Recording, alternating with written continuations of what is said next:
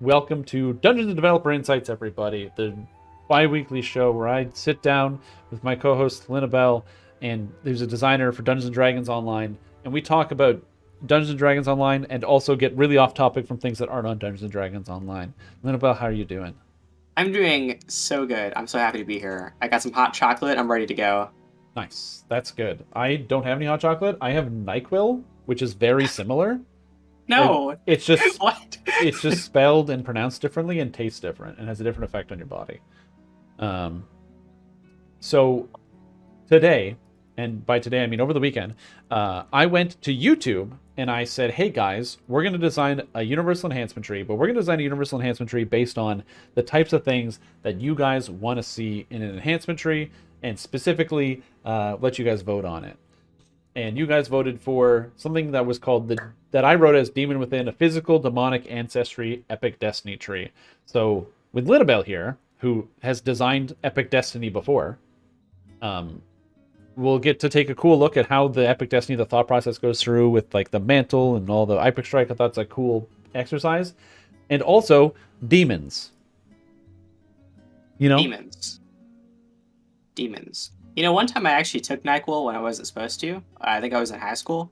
Oh yeah. And as it turns out, trying to be non-drowsy when you took the drowsy is that's difficult. It's funny because you think you're like, oh yeah, it makes you drowsy, and you're like, yeah, it's not a big deal. I can resist that. No, you can't. You really You don't. cannot. Yeah, you're It's done.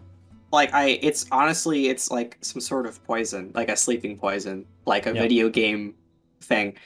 But you know what isn't unfun and makes you sad and go to bed? The new Epic Destiny system. That's my great segue. That's right. It's not unfun, and it doesn't make you fall asleep. So that's a lot of double negatives. Um, yeah, and I mean, when I think about what we have in the Epic Destiny system and all the potential that we have, it makes me think of the missing space, the things that we don't have. Right? You've got legendary dreadnought. What about like, crappy Frady Cat? Or like unknown Frady Cat. It's not legendary. It's not a dreadnought. It's somebody who's feared all the time. What about the opposite, right? And so we've got Exalted Angel. What about some type of demon? I don't have a good title for this. So I was thinking of I honestly thought Demon Within was a pretty good name. okay, so we can go with demon. We can go with Demon Within for now. What does Chat think? Chat, what do you think a good name for a demon? Yeah, physical demon tree. Physical demon tree, something that's just ready to go. Ready to turn into a demon. Demon Boy is a hot contender. I'd like to echo that. And then we gotta brainstorm some ideas here, things that work. What are some ideas that fit with demon, and what is it? Demon aspect. So what is like a physical demon tree? What are we talking about here? Like, because when I In close my my eyes, mind, did you ever play that game Prototype for PlayStation 3? not only have I played this game, but I actually own a prop jacket that is Alex Mercer's jacket. Oh, well, And there you go. And I've used plaster gauze in order to make not Mercer's but Heller's blade arm out of like cast material. Oh Um, shit. Okay. yeah, I dress up like Alex Mercer all the time. Like Well, it's a regular occurrence for me. well, I haven't played that game, but I saw the picture, the cover of the box in the store, and I was like, that guy's got a big blade arm, and that makes me think demon thing, kind of. I don't know if that's appropriate. You played the game, maybe that's not It's appropriate. not. It's a game about a zombie apocalypse. Damn it. You're very close. All right. But I feel like there has to be some type of visual, and in terms of like a cool like visual like that, I'm imagining either like an attack where you have like a big claw swipe or something, or because you got Hezru with big claws and other different types of demons. Um, uh, Ice or flesh renders are also demons, and they have big claws. See what you're saying. So you want some sort of physical transformation to be a component of this, is what you're saying. Either on a small scale where you have like an attack and you generate a demon arm and a claw comes out, or on a large scale where like imagine there literally is like a form associated with it. Well, what if we start with that? Because I think I that's mean, a not mantle a could bad be idea. could be the form. What if this has like three mantles and it's like three different offhands, sort of a thing Oh, multiple that offense. turns Okay, yeah, yeah, yeah, you yeah, yeah, into yeah. a demon physically?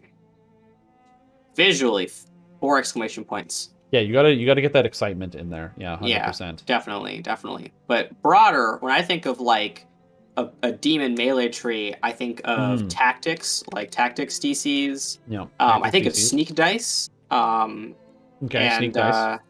yeah, kind of like a bridge between like a rogue and a fighter. Like you're really up in the front lines and you're just trying to do damage. You know what I Hmm. mean?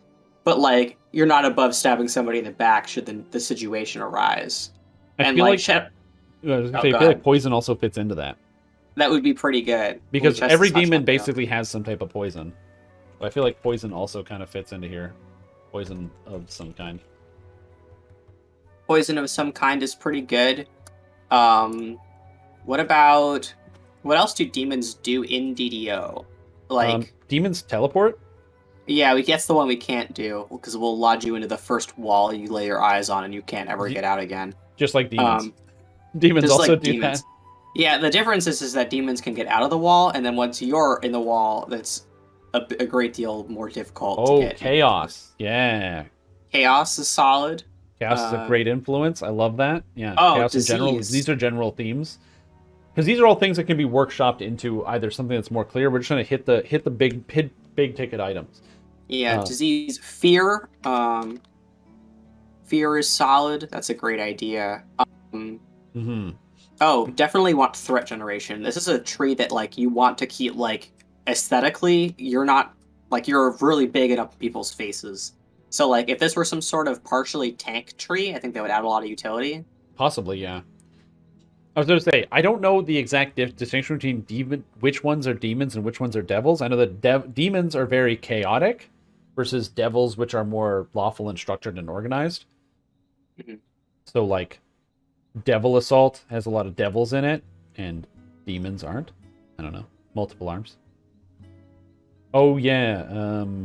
Probably, like, I'm trying to think of what makes demons interesting. A lot of evil, obviously, but maybe not. This is Yeah, doesn't. I mean, evil and chaos are kind of like alignment based things, so kind of go hand evil in hand. plus chaos. There we go. Yeah. Um, yeah, I mean we can get even more specific about what I thought with like demons and stuff like that. Yeah. Yeah. Which is abilities that cost health. Because like that to me fits with like demon stuff like that. Yeah. You have to make a Abilities, sacrifice. yeah, abilities with significant drawbacks. Like if you think of like abilities that are really iconic, stuff like Blood Tribute that like costs a con, you know what I mean? Mm-hmm. But like, what if like certain abilities had some sort of optional upgrade where they also cost you Constitution over time? Interesting, because Um, you have stuff like the what do you call it? The blood tribute that costs con whenever you use it. Something that like abilities that literally lower your main stats when you use them, or some statistic yeah, and that they don't get back because they're all defensive too. All the defensive tools. You've got specifically the Warlock Stanch, which reduces your health by 3% as well. hmm So what if I mean, instead like things that like, but they're all defensive, offensive things that also do that. I was thinking is because like these new destinies are certainly more narrow than they were before, but this one's pretty broad, like thematically, and Hmm. like this could definitely support a variety of play styles as like a secondary tree. But Okay, I was thinking in terms of like exchanging power for stuff. What about um, a new hmm. meta magic that costs health? A new meta magic that costs health. Okay. Yeah, it's just in the tree. And so it's just like so as opposed to getting reduced cost of meta magics, get a new meta magic. Yeah, but this one costs like 2 HP per cast. And then it changes your spell somehow. Yes. Okay. That's an interesting concept. How would the cost have to equate into what the effect is? I mean, I guess in my head this was just like a copy of Maximize, like, but like this could do something unique other than just add spell power. I don't know what that would be. I'm putting Yeah, down no, it's brainstorm spitballing here. ideas. Yeah, this is great. Because I'm trying to peel as many items out of chat as well. So I'm trying to pay attention to this one. But yeah, I like that. So in terms of like theme or like general class design, like we're thinking melee Yeah, and tank oriented and not so not ranged, not spellcaster? It's Not supposed to be like ranged and spellcaster, but in like a damaging spellcaster sense. Like I don't really think this is a DC tree, but this might be a tree that would support you if you're like an Eldritch Knight, like an evil Eldritch Knight, you know? maybe. Yeah, we can circle back on that. Imagine if instead of being a tree that even adds anything to the DCs, it just doesn't have that one like the other trees do, and it has things that are more offensively focused. Hmm. Are succubuses demons or devils? I don't know. I think they are. I think they are devils. I have no idea. I'm gonna Google this, otherwise I'm gonna get sued. Yeah, exactly. They are a fiend, which I believe means devil. It might be demon. Is it? Oh my god! That's Tell a, me D&D well, Beyond. because that's 5e. 5e changed the rules, so you go to a 3-5. Oh no, that's right. Because yeah, they called them fiends in 5e. They just got rid of the whole demon devil thing. So we have to go old school. They are a demon. They're They're a demon. evil outsider. Yeah. There we go. Okay. Cool. All right. So I can see some abilities that are kind of working off of this. So imagine you said you have Mantle that turns you physically into a demon visually. So Mantle is either you get like demon arm, demon, or like claw or something like that. It's like a claw. Yeah. Or like a demon shield, or like a demon something. And like, Yeah. so you've got like a melee something. You have the tank oriented thing, and then you have some type of thing. I Yeah. don't know what would be like spell casting. The more I think about it, the more this would just really mess with how players see themselves and their characters. Like, does this Yes. like replace the container slot? I don't know if this is a good idea. No, it's probably not a great idea, but what if it could be? Because like you have a mantle Could that be. replaces your offhand slot. So instead of having an Mhm. offhand, you have this thing. So when you have the demon claw, you get the melee. When you have the shield, you get the whatever. And so you wouldn't be able to equip an orb, you would get this thing. You wouldn't be able to equip an offhand weapon or something. What about this? What about rather than having 3 different mantles, this mantle just does a different thing depending on what you have in your offhand, kind of like swashbuckling. Okay, so it's okay. That makes sense. So if you have unlike an offhanded weapon, you get the claw. If you have a shield, you get a thing. So you yeah, can and still have the item, and it just changes how you interact with it. exactly. Okay. And this yeah. also means that like if you had to, you could switch around without having to respec. The idea that this is some sort of like an off tank would be pretty interesting. Okay, that's a kind of a cool concept. I can get behind this. That's very, very interesting. And then so it would be orb, I guess, would be the last one. So you have like an orb. Yeah. So this is claw, so weapon, claw, shield, orb. Okay, cool. Yeah, cool, that cool. makes sense to me. And then now it also, we're thinking like epic strikes. What are things that sound epic strikey? Because presumably you'd have to have 3 epic strikes to support 3 different weapon styles. Oh, this tree keeps getting bigger the more I look at it. Yeah, it's. I mean, the good news is we only have to do 3 cores, so. Oh, true. That's very true. So as far as like epic this. strikes are concerned, we can get pretty weird with it. Like I know you've been poking around with epic destinies a lot. But like for example, there are some of the strikes in like exalted angel that are like a self buff. You know what I mean? Yep.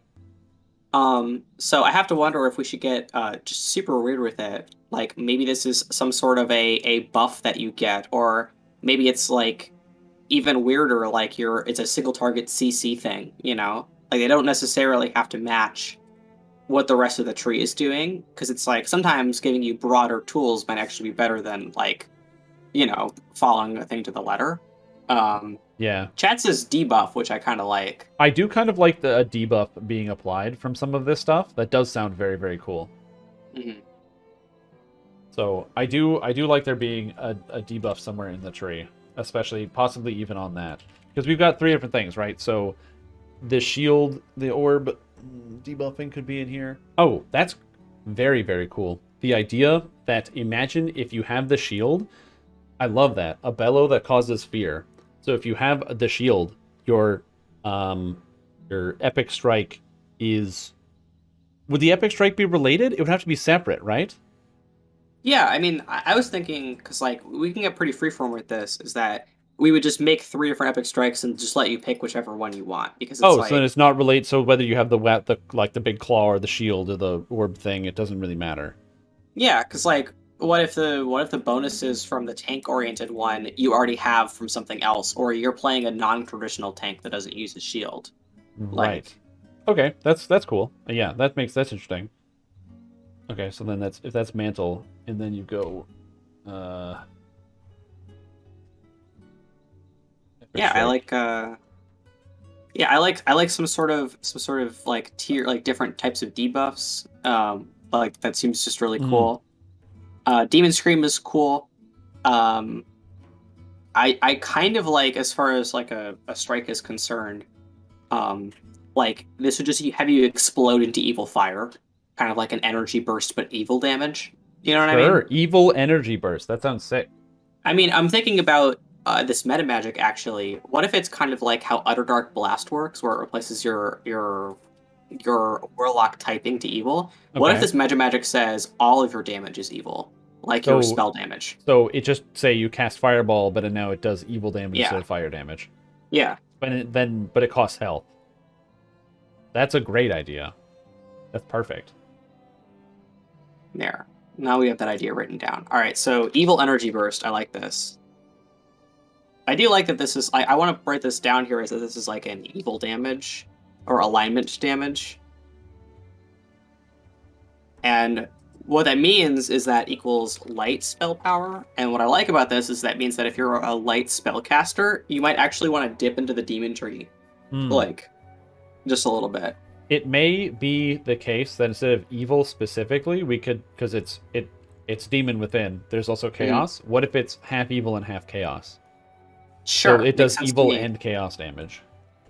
So it's like an Chaos evil, plus. Oh, you're already typing here. Let me yeah. get rid of that. So it's an evil chaos burst. So it does half evil damage, half chaos. So because if it's all evil, that's usually pretty strong, and evil and chaos means it's two different things. So some chaotic creatures, like it kind of splits it up a little bit. Plus, it's more thematic. Mhm. Well, that's the spellcast you want, and then we got the demon scream, which is like a taunt. You know what I mean, sort of a thing for the tank. Yeah. What's like? I mean, should we just do like a really big melee attack? Because part of me thinks that we should actually just leave it like this. Oh, so no matter what, you kind of pick either the energy burst thing or the demon taunt thing. Well, because it's if you are a melee, you don't have a strike to pick now, because the burst may not be as valuable to your character. Well, yeah, but like you could either pick a more traditional strike from a different tree, or you'd kind of want to spec into evil and chaos spell power damage. Hmm. I don't know. I'm just thinking out loud. Like I kind of don't want to build just a generic attack for the strikes, 'cause I feel like when we've done that, they've come off as not as cool as some of the ones that are really thinking outside the box here. And Yeah. like the other option here between taunt and damage is some sort of CC. Like, what if this is some sort of like demon rush where you charge through people and people that you've hit become CC'd? Yeah, I'm thinking like how there's the bear charge or whatever, where you like charge Mhm. forward as a bear and it knocks people over. Something like that could be interesting. Like a really short range, so maybe it's like half the distance, but you just like charge forward. So maybe like the distance of like a tumble, and you like just charge forward and it like does something, does damage. I don't know. Sure. I mean, like a cool demon charge certainly wouldn't be out of place here. Like seems good to me. Like it's definitely like the CC option here. Although part of me thinks that like the evil chaos energy burst should just have a CC component, so that even if Hmm. you're a melee character and this does pretty negligible damage, you'd actually want to do this for some sort of later benefit because of the CC. Yeah, you'd have to upgrade it too. I do like the idea of having somewhere in this tree, an SLA component, which is Hmm. basically just like some like tier 3 stolen spells slash abilities. So just something like there's like a chaos hammer spell like ability because it's very chaos oriented. There's maybe like an unholy blight spell like ability because it's evil, and then there's like just a good melee attack from some other tree somewhere. I mean, I was thinking is so in the same way that like Exalted Angel has like Holy Fireball, which is like a fireball but it's better, Yeah. like different. Oh, it's way What better. if, yeah, what if rather than having just different abilities from different places Mhm. that we make like evil versions of things that already exist. Evil Like versions there's of things that already exist. yeah, like there's like the spell Word of Balance, you know what I mean? What if there Yeah. was just like we make one that's like evil Word of Balance, name patent pending here. Hmm. But rather than dealing damage to people the further away they are from neutral, it deals damage to people the further away they are from evil. Like it moves that grid over, you know what I mean? It sounds really cool, except like 80% of monsters are evil. I mean, are 80% of monsters chaotic evil though? I was under the impression that the majority of them, I mean, they're split pretty evenly, you know what I mean? Yeah, there's a good amount. Yeah, it's. I would be hesitant to add something like it would have to be word of evil in the sense that it has to do some amount of damage to monsters that are the same alignment, but more to the off alignment. Yeah, like Word of Balance is like there's no damage to neutral, and then you deal one damage if you're one of the alignments away, and two if there's two alignments away. Yeah, But like we can change this where it deals like one damage and then two damage and then three, because it's an epic destiny ability, it can just be yeah. more powerful. It's a big thing. Yeah, and like this is kind of the place to make powerful abilities. Like you players have gotten to epics and they need to Yeah. feel strong. So like I feel like this just seems really interesting. I kind of want to look at more divine spells and see if we can turn them into anything super evil here. Like what's a really high level, like a mid-level cleric rivered soul spell? Like I mean, there's already like Holy Smite, but there literally is evil equivalents of those things. yeah, like I kind of want to include those because you can get those pretty easy if you're like a divine caster, and I don't think those are very good. Um, Mostly due to the alignment issues we talked about earlier. Yeah, But like there's like, divine punishment. We can make like an unholy punishment, you know what I mean, or an evil punishment. that's an interesting one. Damage over time effects are not as exciting though in like trees. Yeah, I mean, I don't know. I feel like we just have to keep pushing them, because it's like in those long drawn out fights where a damaging caster would probably run out of steam somewhere along the lines. Ideally, if we give people enough damage over time tools, they'd be able to maintain a decent attack chain even against like raid bosses without killing all of their SP. Right. Sounds good. Yeah. I kind of like that. So conversion of holy spells into evil chaos spells. So then things that are on the table is like the divine wrath, celestial bombardment. It's kind of holy because it's in the tree anyway. What was that one? Divine Well, there's divine punishment, like a stacking punishment. dot, Yep. but Divine like we can make punishment. it like super duper evil. I was thinking more like stuff like there's the spell Firestorm, and we can make it like I don't know Hellstorm, and it's like Oh, Firestorm except just evil damage. Hailstorm. What a great idea. Yeah, Yeah, that's not a bad idea. Literally desecrate desecrate rather than instead of consecrate. consecrate. Actually, okay, hear me out. I'm backing up. Yeah. This one should just have desecrate as its epic strike. Like Sure. we should literally we should It's just desecrate. desecrate. Yeah, Yeah, then instead of having the taunt scream and the burst, you just have an upgrade on it. yeah, and So we the just have a upgrade is variety at of taunts, or upgrades. the upgrade is at burst, or the upgrade is at whatever. Yeah, like Yeah. straight up desecrate. I think that's a great idea. We could have reverse resurrection where you just kill somebody. But I think that's just really funny. Reverse resurrection. Yeah, de-resurrection. Resurrection, Like, Uno reverse. See ya. That's not bad. I think that's kind of cool. What about other spells that are like... Okay, so there's not just those spells, but other spells that could be relevant. So, for example, imagine... if we're saying that there's like you're converting some spells into evil spells, what if instead of like bark skin, you have demon skin? And it's like a spell that you cast that's got a similar colored visual effect, and it does some defensive bonus. sure. I mean, part of me was thinking that some of these would just be passive rather than making you actually cast those spells. Yeah. But a demon skin like moderate length buff is pretty powerful and pretty flavorful. Like there's the dragon version in Draconic that is really strong, and Yep. like, yeah, like It also sounds like it's just a good name for an enhancement in general. Just a absolutely. defensive enhancement. Okay, so we've spent a lot of time focusing on spells, which is cool, but tactics, DCs, sneak, poison, we haven't incorporated any of these things. So we could sack poison if the whole focus is evil and chaos, which seems a little bit more appropriate. Sure. I'll strike through poison. That makes a lot of sense. So sack See the if I poison can. entirely. Yeah. 'Cause I want something that makes you upgrade to the Bane spell.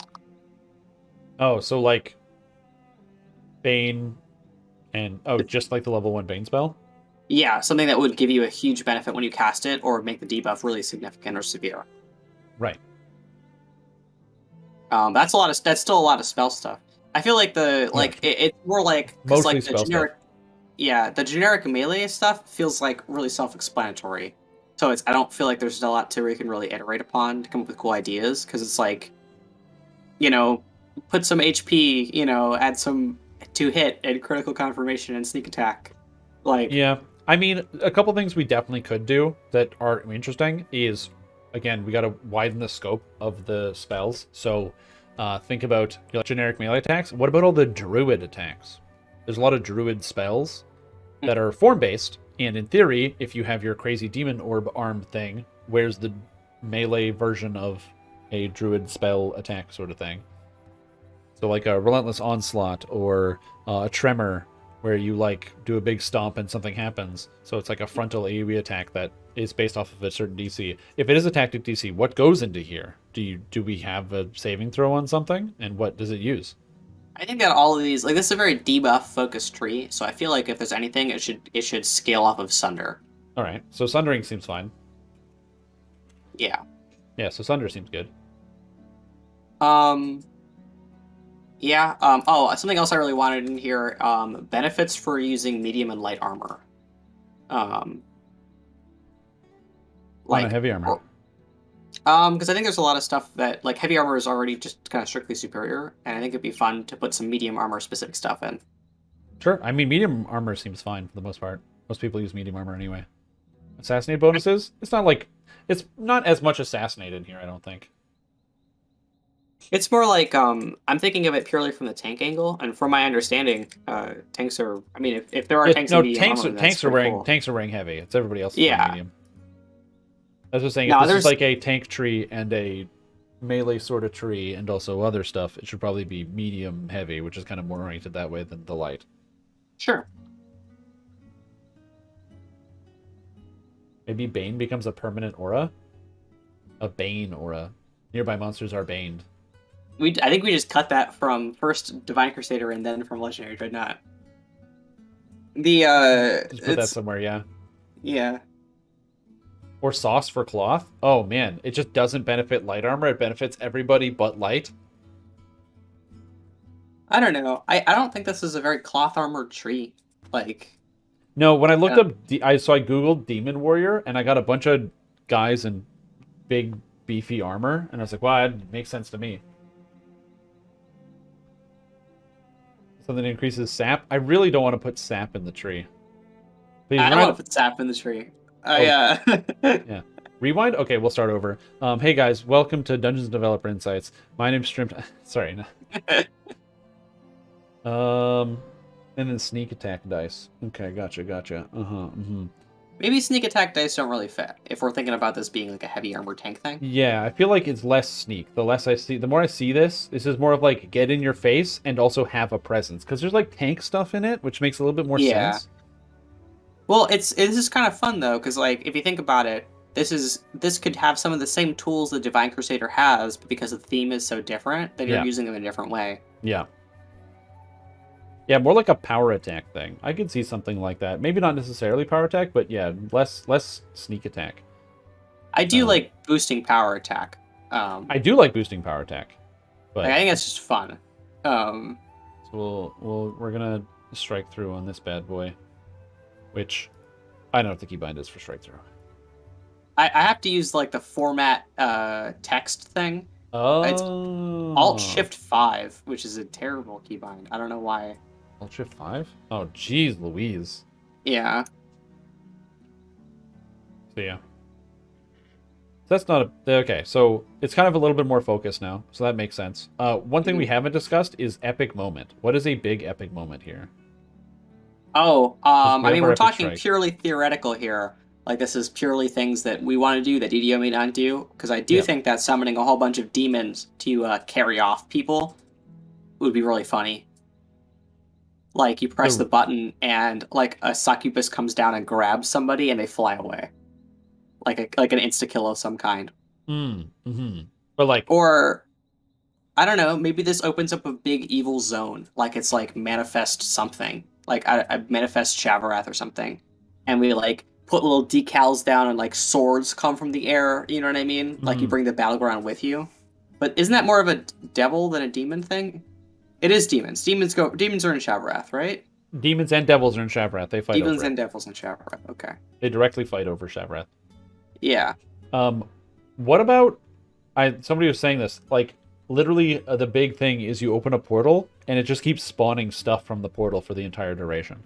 And then when the portal duration's over, it all disappears. Yeah, that makes sense. Like you're bringing the army to you, you know? Yeah. You like literally summon like a demon army to fight with you. Oh, I like the idea of like if someone from chat is like the idea of opening a portal that tries to drag stuff into it. That'd be kind of cool. Like it's just sucking stuff into the center and kills people when they get there. Mm-hmm. Like although like a lot of the epic moments right now involve insta kills. So I kind of don't want to tread existing ground mechanics wise. I do like the idea of like bringing the battleground to you, like opening a big portal and like makes the area Shavarathi, you know what I mean? So you get bonuses and then like a whole bunch of demons spawn. Yeah. What about something that I'm also seeing here? So Blades of Shavarath. What if there is a passive in here that when you attack monsters, and it's like a specific to melee, so that way it kind of fits in, because we have a lot of spellcaster stuff, more melee exciting. When you attack stuff, it summons Blades of Shavarath on your location when you attack, and it has like a cooldown. So let's say you can only summon it like once every 30 seconds, and the blades last for 10 seconds. But you hit the guys, and then you summon it, and then the blades deal some amount of damage based on your melee damage, and they like move around and just follow people. And so that way, it's not something you have to actively do. The blades just kind of follow around you because it's like a demon thing.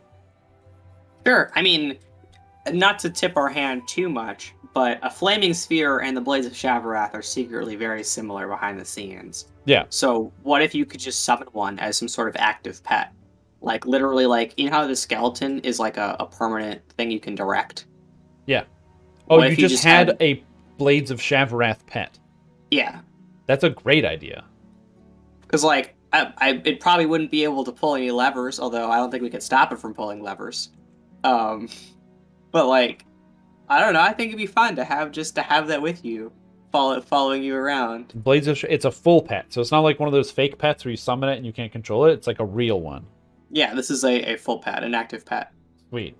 So the thousands of man hours that would have to go in to make this are now it's beautifully here inside the sheet of paper. Well, we're theory crafting. We're starting with It's already been done. It's the best. That's the fun part about talking about these things is it's like it's gonna get done. That's for the marketing team to figure out. They'll sort it out. Yeah, it is nice because like when I'm designing for my job, that's like kind of the forefront of what I'm thinking about is like, is this feasible, you know? Mm-hmm. And designing for this show, I can just be like, yeah, we'll just summon 80 monsters. That'll be completely fine, and DDO can handle it. Yeah. Well, do you remember when we were like designing the Wave Dasher tree? I was like, yeah, you just get a crab pet now, and so it's gonna have a full animation and all this other stuff. It's gonna be a crab. It's gonna be great. Well, also the one where you get on top of the wave flume and you ride it around and it changes your movement. You know what I mean? Dashing, like wave. Yeah, wave dashing. Yeah, it's genius. I mean, at that point, why not add the teleport? If we're building things that'll really break, really break things. I feel like that's having. I'm trying to think of the structure of things. We have a lot of ideas. And we have only a finite amount of spaces. Mm-hmm. So I feel like there's no DCs in this tree. Yeah, I don't think there's DCs in this tree. There's there's spell power, but there's no DCs. Sure. We can actually write this down as like all cores, including this one, grant. Actually, why don't we can just do this? We can do like +5 alignment and not light spell power. We don't actually have to include light in this. +5 melee power, +4 ranged power, Probably not spell points because we want you to spend HP, but like, what Yeah, if it's so like it's got to have life in it. So it's got to have like 20 life or something per level or whatever the amount 25 is. HP? Yeah. Sweet. And I want to like there's usually the first core is not too impactful. We just give you something. Oh, What and if this is obviously, just like and per level also 10 cold iron DR. So the more you put in, the more cold iron DR you get, the more demon you get.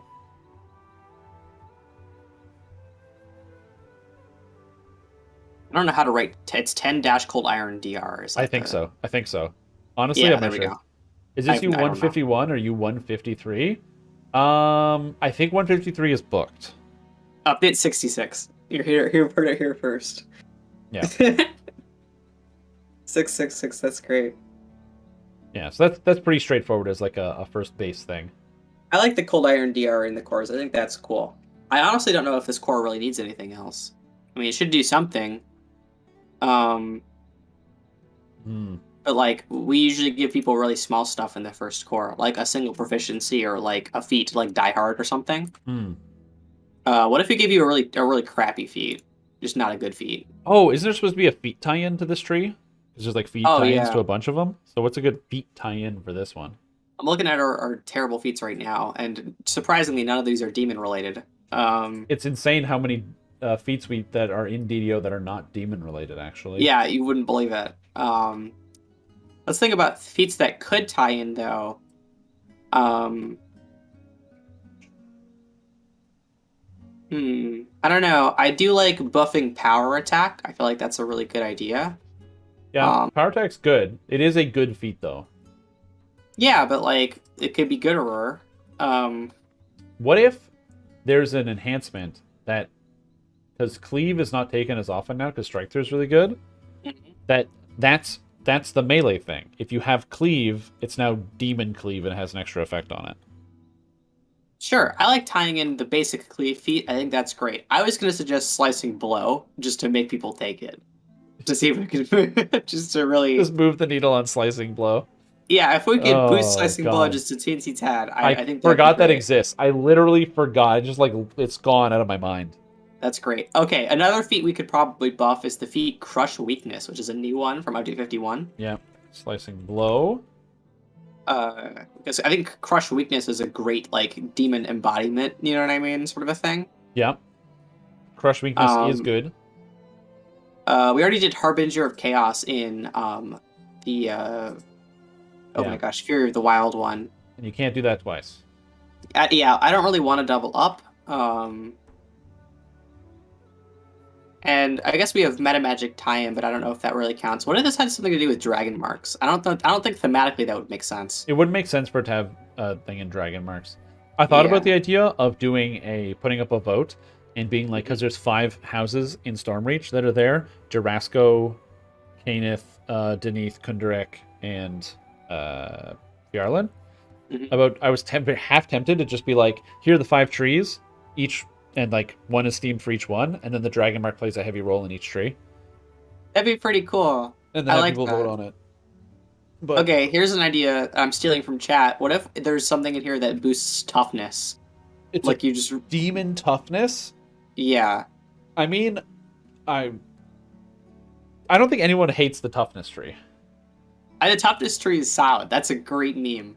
Yep. What about this? You gain the toughness feat.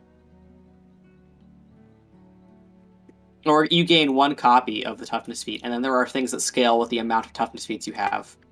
Okay.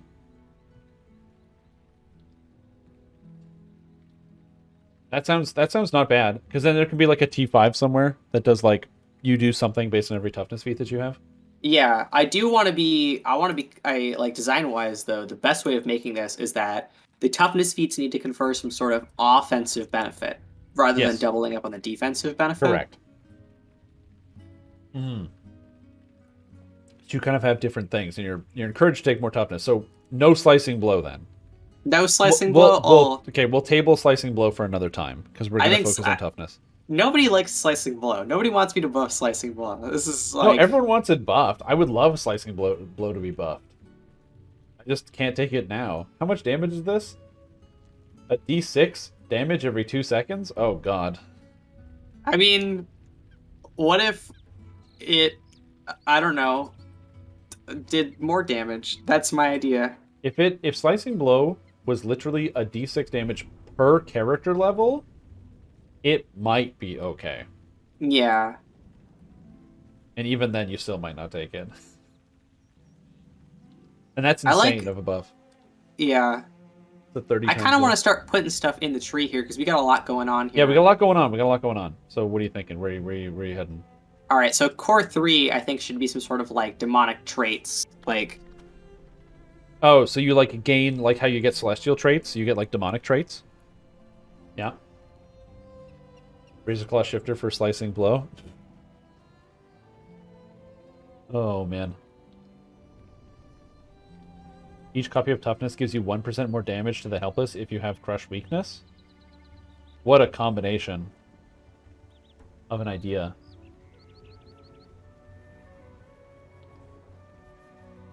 It could be something about toughness and mental toughness, but there's no real mana in here. All right, how about this for core 3 here, like the second core. You're immune to natural diseases and poisons. Whoa. You no longer fail saves on either or in a natural 1, and you gain 10 PRR and 10% alignment absorption. That's insane. Is it too insane? Like, I'd rather cut the PRR than any of these other things. Yeah, you could probably stand to cut the PRR. It's probably a little bit too much. Considering you also get the hit points and the melee power and all that other stuff. What if we this and then it's like improves dramatic traits? So now you're immune to magical diseases and magical poisons. And always roll a 20 on saves. You always try.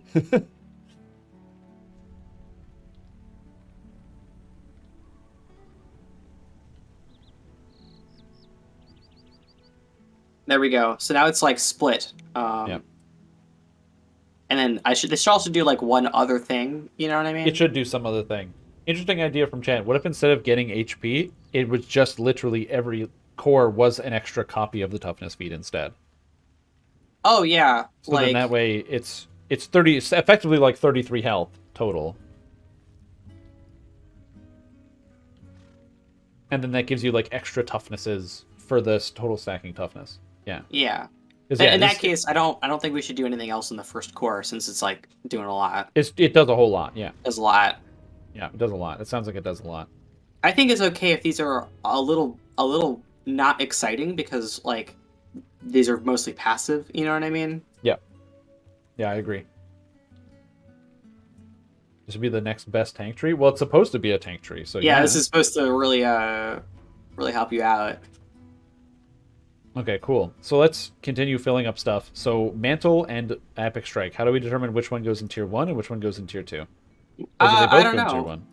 Yeah, we've just been kind of placing them depending on the relative power. Like, not all Mantle base forms are created equal, and not all Epic Strike base forms are created equal. Right. This particular Mantle, I feel like, is pretty powerful and might be a tier 2. Okay.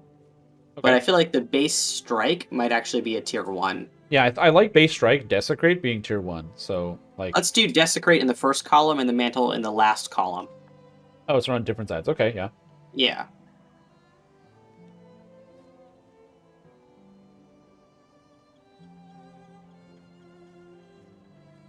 If you're immune to disease, because magical and supernatural diseases override that, right? Yeah. Because you're not immune to disease. You're immune to natural disease and poison. You're not immune to all disease and poison. Yeah, you desecrate the down beneath your feet, dealing damages, and it just needs to deal damage for the most part.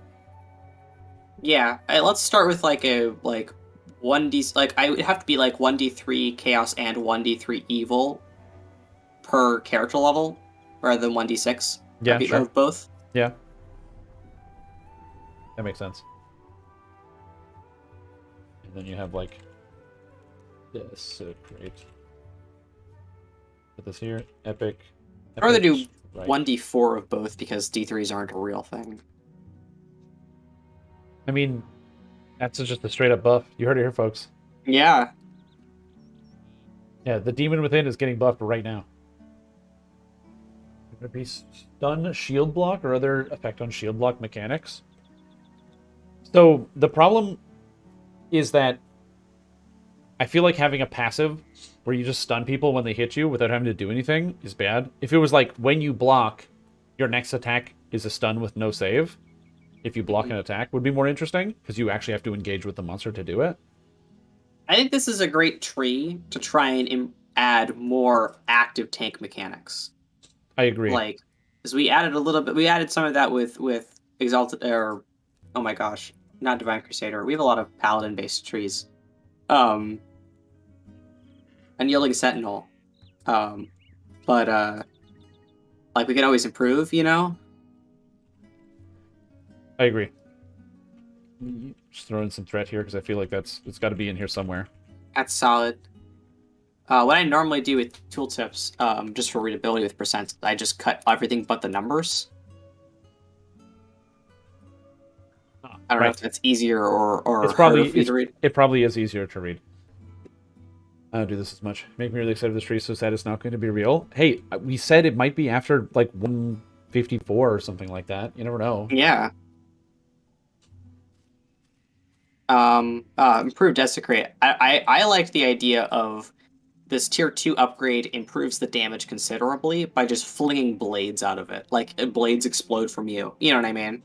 Okay, so while you're inside of it, or is it just it does it? When you press the button, it does it. And these can also taunt people. What if you don't want to do that? These aren't linked by some sort of like arrow thing, so if you skip this tier, you can skip this tier. Okay, so like you know how other trees would have like a multi-selector? Are you saying there's basically like 3 different upgrades in the tree that all take up their own space? I mean, maybe. I was only thinking of 2 upgrades. Like, as my designs for these have evolved, I've kind of condensed or multi-selected upgrades. And I was thinking one of these would be some sort of offensive tanky thing, and one of these would be some sort of debuffy thing, and one of these would be, I don't know, that's kind of it, really. And so, like, you take the threat one if you're trying to tank as, like, an alternate Intimidate. Yeah. And you take the debuff one if you're trying to tank because debuffs are great, or if you don't want to tank but you don't want to take the first one. Yeah, because I like the idea of like a negative energy or like an evil energy burst that would be popping off of it. So if you had like because in my mind, imagine you have like the exploding blades go out and they taunt, or you have the just raw energy burst that does some damage and applies a debuff. So you have those 2 separate attacks that kind of go out. Does that make sense? Well, sure. I do like both of these, and I want you to have both, but I guess that's why I don't want to do a multi-selector, is because then you can only have one. True. Then you could have both. Okay. Yeah, I can see that. That makes a lot of sense. Because having the ability to get both is good. And also having the taunting ability lower than the damage ability, because if you want the damage, you're already going to have the ability, right? Yeah, I really want to give people, like, you want to give people these sorts of tools early. Yeah. So that if it's core to how their character operates in epics, they don't feel like they have to do some work in order to just get their character to be able to tank, you know? Yeah, that makes sense. That makes sense. And I like the idea of like swords flying out, and that gets everybody's attention. That's cool. We intimidate within desecrated ground. Enemies make a save versus fear. That's a very interesting idea.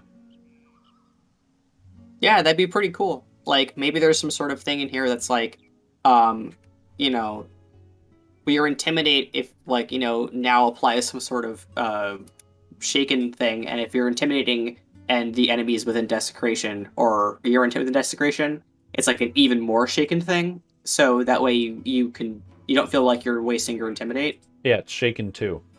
Yeah. So somewhere it'll be like tier 3, and it'll be like, I don't know. Roar of the Abyss. When you intimidate a monster or an enemy, or whatever it is, enemy, they become shaken. If you are within your desecrate, they become shaken too. Whatever that is. Which we can figure out later. Yeah. So it's like a big upgrade. So if you're within the desecrate and you intimidate something, they become debuffed in some capacity that makes them weaker, which makes them easier for you to deal with as a tank.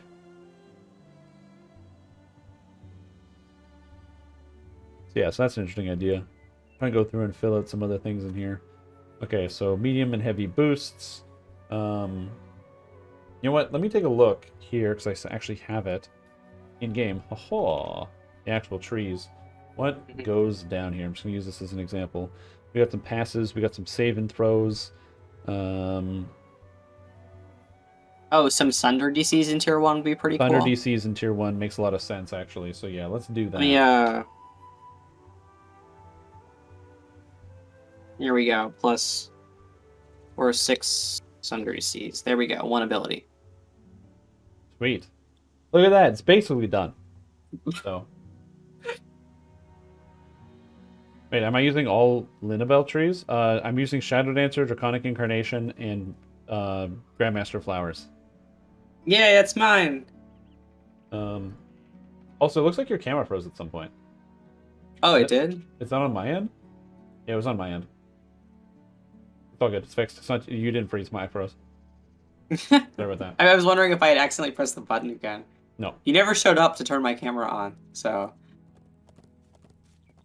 Okay, that makes sense. Matic, definitely make the tree descend rather than ascend because it's demonic. Because it's like a fallen angel, so the cores are at the top of the bar, and then you have to go down. Oh my god, we can't do that. DDO would actually, like, the tree would fall off the game and die. Like, it would jettison itself out in the ocean and yeah, then sail off into the sea. DDO got lost along the way. Yeah, like... Okay, tier 3. Let's see what else on here. I want evil SLAs. And yeah, so that'd be this cool. is multi-selector of evil versions of spells, so that makes sense. So that's going to be somewhere in tier 3. I think the blade pet could be tier 4, the Shavrath blades. Yeah. So we'll just condense this. Not do that in there. Shavrath blade pet.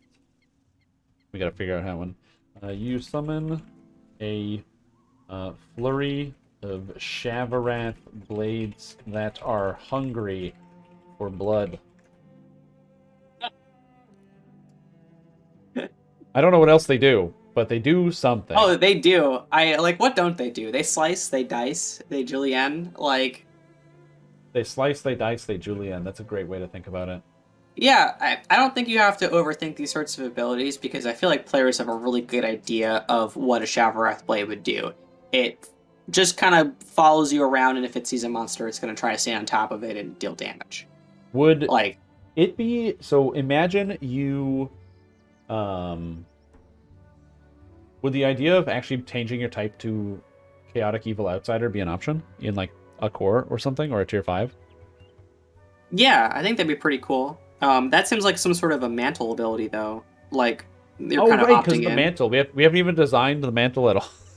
I put like at least the very beginnings of it in there. Your form twists with a demonic presence that changes its bonus depending on what you have in your offhand. So and then I've left it blank. Yeah, so we have weapon gives a bonus, shield gives a bonus, and orb gives a bonus.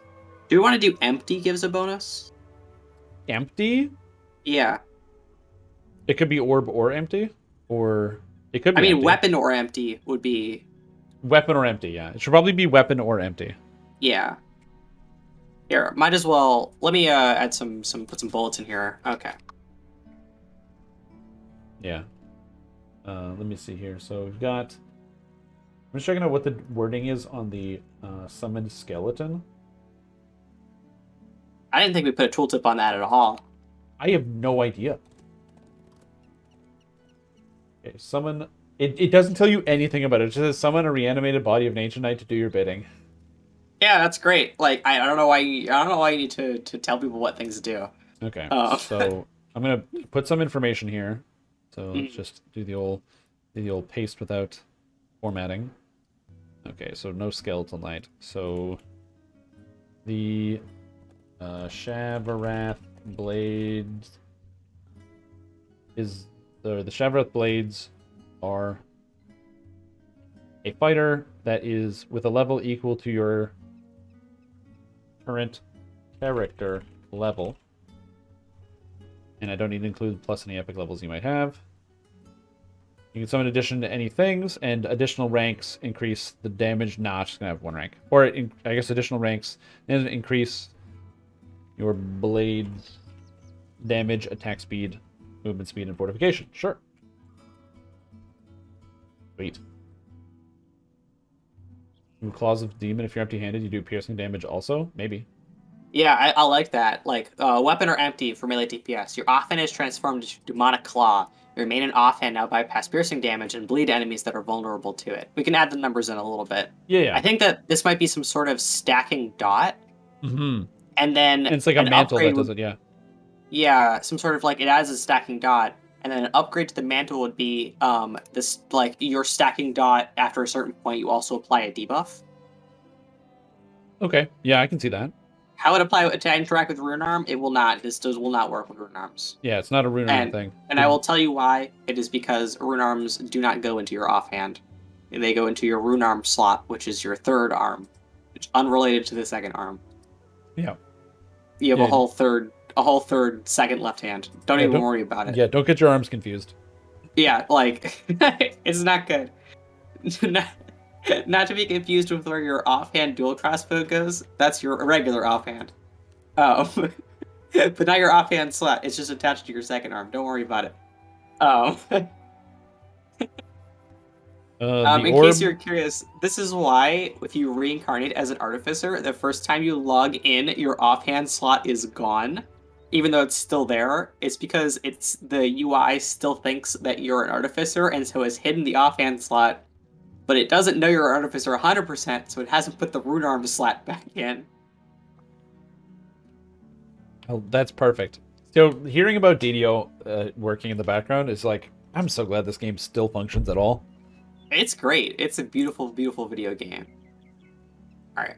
I'm thinking about where this demonic mantle upgrade would go. I think a tier 3 would be like improved. Yeah. I'm also thinking the caster mantle just gives like so yeah, your offhand is transformed into a demonic torch or something. Maybe. And a torch of like evil flame. Evil flame or something, yeah. And you gain alignment spell power, or like 20 alignment spell power plus something per level. 20 alignment spell power. This would probably be 10 something. Alignment spell power and 10 universal spell power. All right, yeah, that sounds good. So we have a budget. We have 5 per core of like a typed and universal, and then the entire rest of the tree has 20 plus 20 universal, for a total of 35. And all the things do, like, your spells have a chance to do whatever. I feel like that doesn't fit as well here. So maybe it just, instead of having a chance for your spells to proc something offensive, it gives you, like, your spells have a chance to give you temporary HP or something.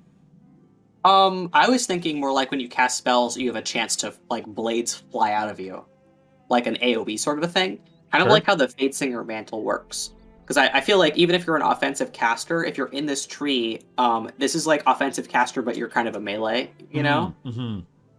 I was also thinking, so this gives you alignment and universal spell power from the tree. What if this gives you alignment, force, and like force spell power as well, but like only the physical components? Because we're giving you alignment but not light. What if we gave you piercing, bludgeoning, slashing, but not force? Oh, piercing, bludgeoning, and slashing, but not force. Okay, yeah, that sounds good. So that would be in like the cores as well. Yeah, because the blades would all do piercing damage, and your evil fire would do like evil and chaos. You know what I mean? Yeah. I like. And what this means is that if you're a force caster, you could kind of bridge over into like alignment stuff. Oh, cool. I'll just shove that in the orb thing as well.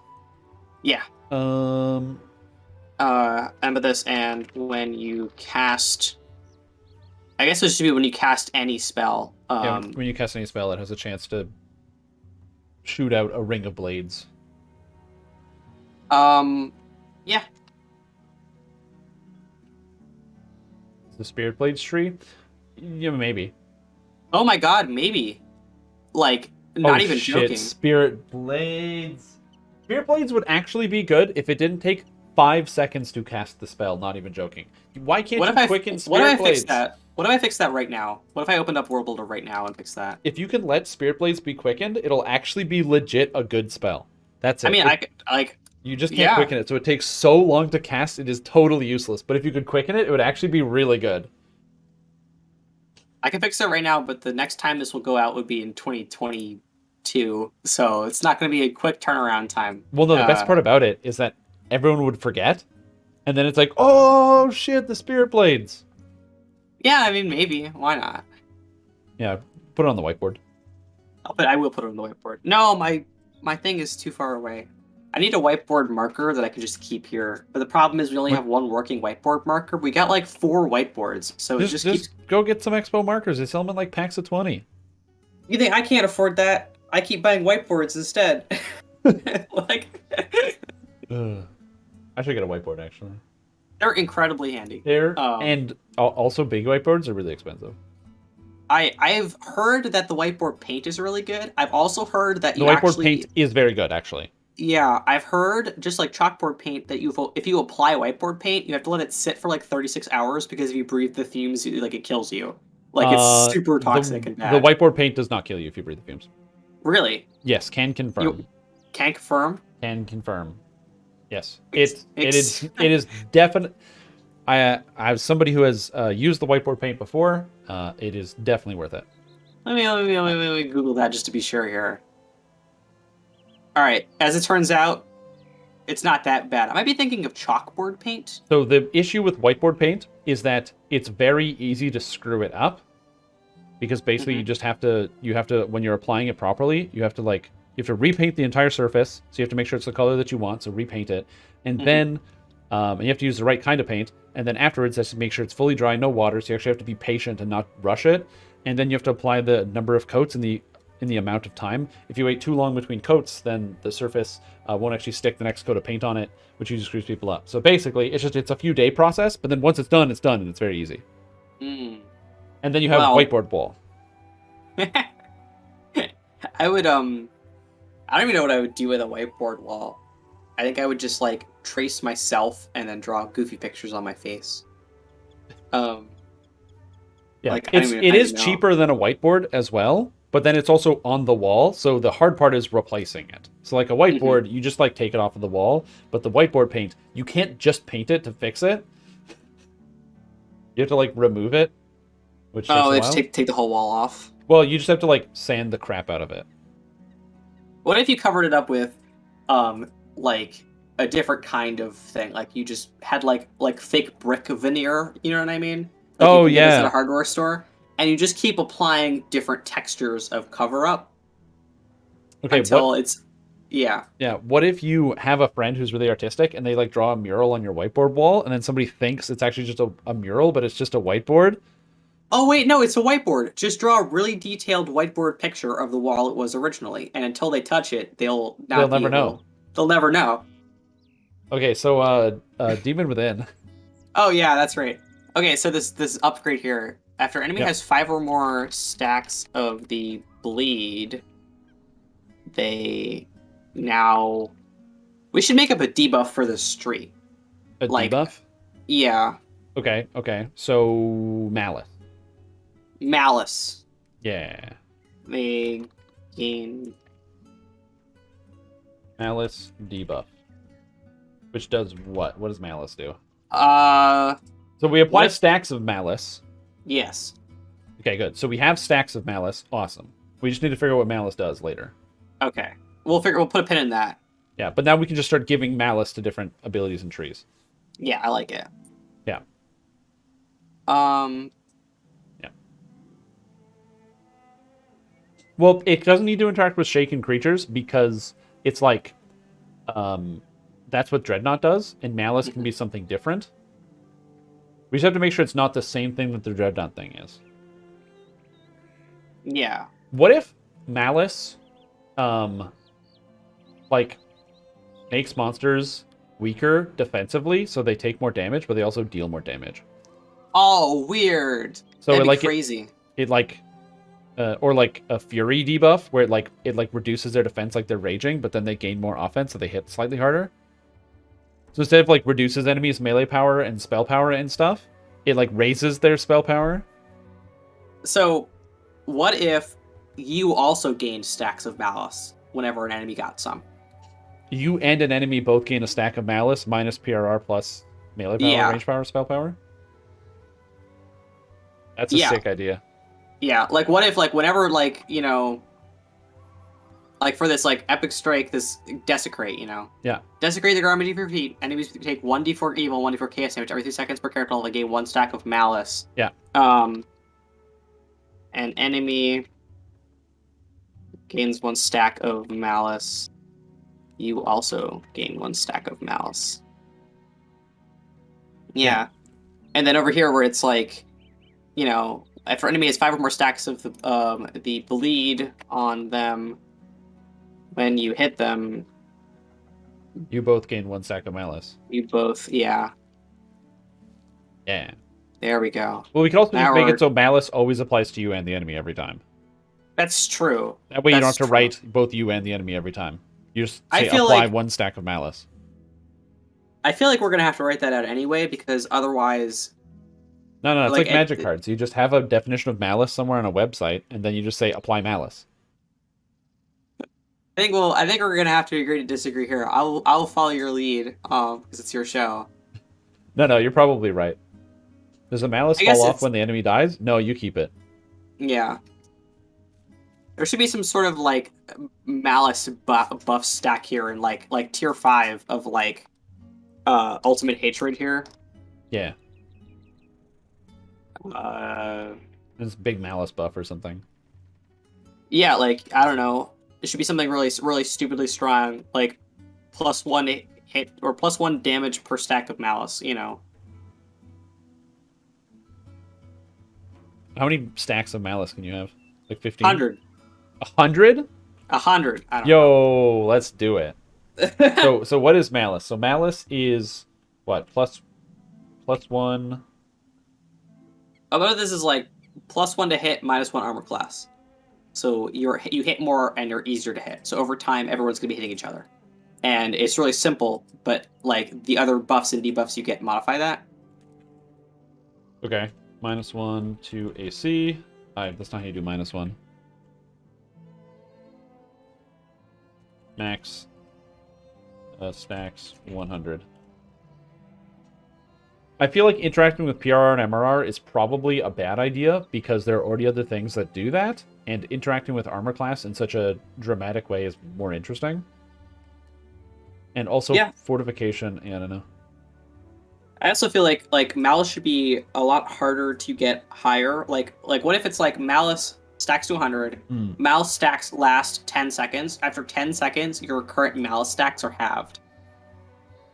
Because like you're gonna be stacking them up pretty quick. Yeah, 'cause Like one per each hit. thing is going to give you a lot of malice. Yeah. And like if they each have, that mean that like in 10 seconds can you get 50 stacks? Yeah. You know?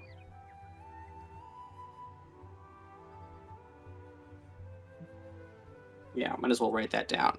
Yeah, that's probably a good idea. Every 10 seconds, your stacks are halved, which means you can sustain a low amount of malice pretty easily, but a high amount of malice is harder to get. Yeah. Is the problem with taking AC away? Not necessarily, because you just need a way to incentivize you to want to take it. So ultimate hatred gives you damage per stack of malice. What if this is like +1 damage per stack of malice and like or like +1 damage? Like, and this could also this is really silly, but like what if this just says you gain +1 AC per stack of malice? Because that is just like you just get the bonuses, you know? So, what if you're a spellcaster? How do you interact with malice? Oh, that's a really good point. Maybe, I mean, malice could just be a melee only thing. Okay. Or we could think of some other way that this somehow interacts with the spellcast system. Because it probably should. It probably should. The problem is that 100 of something in melee could be really anything, and our AC system kind of fuzzes that out. Yeah. But 100 spell power is a lot. 100 spell power is a lot of spell power, but it's never 100 spell power because if you're a spellcaster, you're having like, because you only get it when you cast stuff. So you're going to be like maybe hovering around 20 malice at the highest. That's like the upper bound because you can't cast so many spells. Unless you're like a melee spellcaster hybrid where you have more malice, but even then the melee damage is going to matter more to you than like 50 spell power. No one's going to get 100 malice. True. That makes me think that maybe all of the malice buff portions should be defensive. Because that way, no matter what kind of character you are, everyone always wants more defenses. Oh, Malice's effect changes based on what mantle you're in. Oh, so yeah, okay, that just makes sense. So we just define malice in each mantle. So in melee, Yes. it's the plus to hit. In the caster, it's like plus to spell power. And in the tank, it's plus to whatever. And then yeah. Oh, that's the winning play right there. That just takes out all the work because you just separate it out. Yeah, Yeah. I don't know, because still, like, 100 spell power is, like, or the potential to 100 spell power is a lot, and it does blow our budget for spell power. But you That straight being up said, can't get it.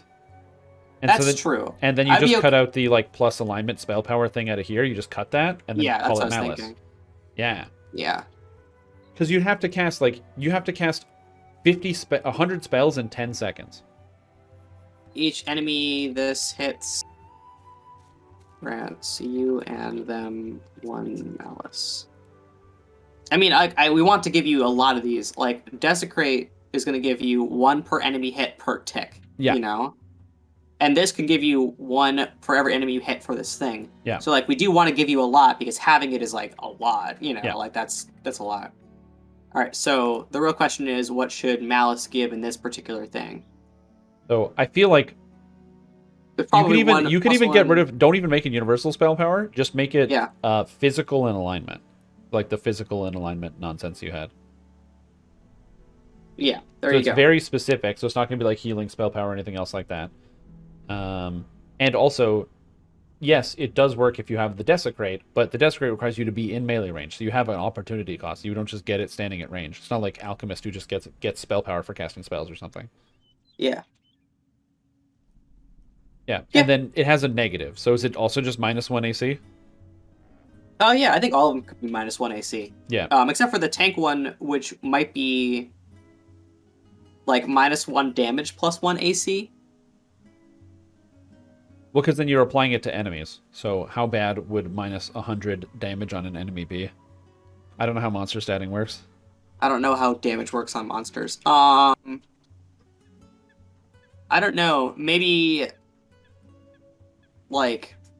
Armor class seems fine, because it affects the player, too. And also, I just realized that Malice increases monsters' hit chance, and now Malice increases their spell power. Okay, yeah. Because monsters will get the spell power, too. Every time you apply a stack to them, they also gain the spell power, right? So that means the Malice, the monsters of the Malice, are now like, oh no, a monster happens to have Chaos Hammer, cool, you're dead. Or a monster casts Comet Fall, and now you're dead. Yeah. I like that all of these... So here's what I'm thinking. If the Malice for the melee one gives damage, the Malice for the tank one gives to hit. Because to hit is very important for tanks. Sure. Oh, man. So then you give a monster bonus hit chance, and then you lose armor class? Yes. Okay, sounds good. What should the actual, like, tank one do? It has to do something. It has to do something. What is the, Unyielding Sentinel Mantle? It gives a whole bunch of stuff. It gives, like, a bunch of, like, absorption and healing amplification. Oh, the wiki's just completely messed up. I can't look at any of this. Oh, yeah, I got you covered. So, I actually have the game loaded. Mm-hmm. Oh, some sort of amplification is easy for the tank one. No, not Magus. Unyielding. Yeah, so the Unyielding Sentinel is 15 healing amp and 15% absorption to basically everything, and also immunity to mind-altering effects and compulsions as per the Protection of Alignment spell. What if this gave less healing amp, but a little bit of PRR? Like, plus 10 to all healing amps and plus 10 PRR. Sure. And maybe something else. Maybe like knockdown immunity or compulsions as per protection from alignment spell. It's probably a typo. I'm pretty sure Brent meant protection from evil. Um, Yeah, well, the spell is technically protection from alignment. The only one that is in the game is protection from evil. we should add the rest of those. Yeah, because there are chaos and lawful creatures in the game. Yeah, there's like 4 good enemies. Yep. There's that one quest in Vale. I think they're lawful good. Oh, that's cool. When attacking casters and monsters attack you, they have a chance to either get knocked down or something bad to happen to them. Yeah. I think that'd be pretty cool. What if this was like a shield bash thing? Like straight up, like when you shield bash, or rather when you automatically shield bash. What if it gives you automatic shield bash? Don't you already? Yeah, I mean, it could give you shield bash percentage. Yeah, it could give you like 10% or something. Yeah.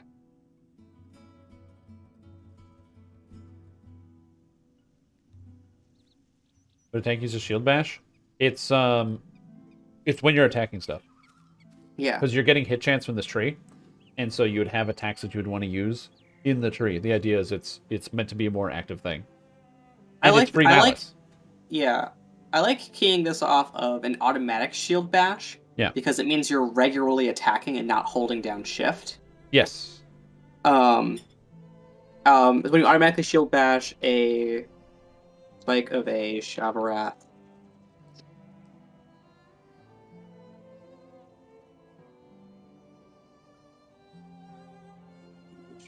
Character level, you both gain. There you go. So now you're automatically getting 1 approximately per 1.2 seconds animation time. Yeah. There's lots of threat. We can add threat somewhere else. It doesn't necessarily need to be in here. Yeah, we can just sauce a lot of threat around here. Oh, why? Because it's chaos, and it's meant to be something where the benefit of the malice stacks overcomes the lack of AC. So we just need to flesh out what that is. Yeah.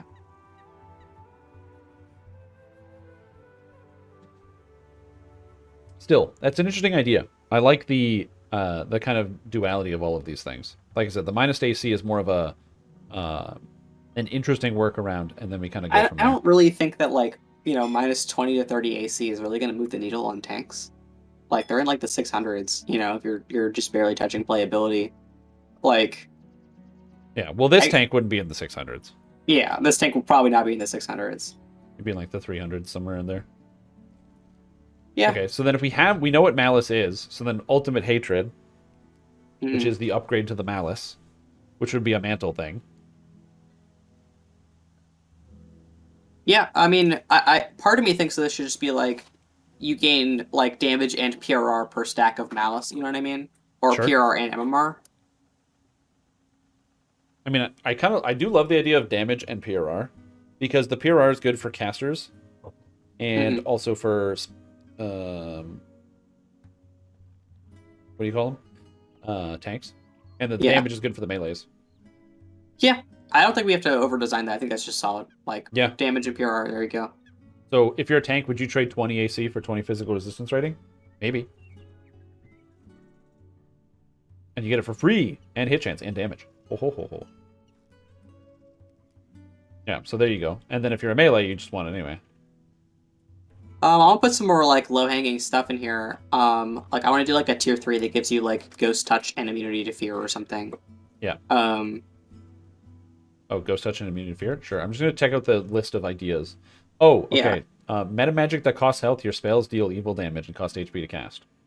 Oh, that's like a tier 4. That sounds like a tier 4. Or a tier 5. One of those two. Well, you want to use it, so maybe tier 4, because you want to be able to actually use the thing, right? Yeah.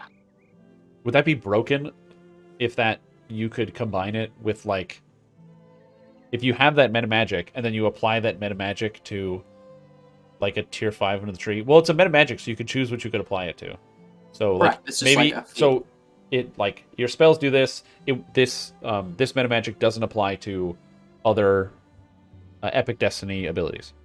So like you couldn't use like 0 degree comet from one of the other tree, like the one of the big tier 5s, and just slam somebody with evil instead.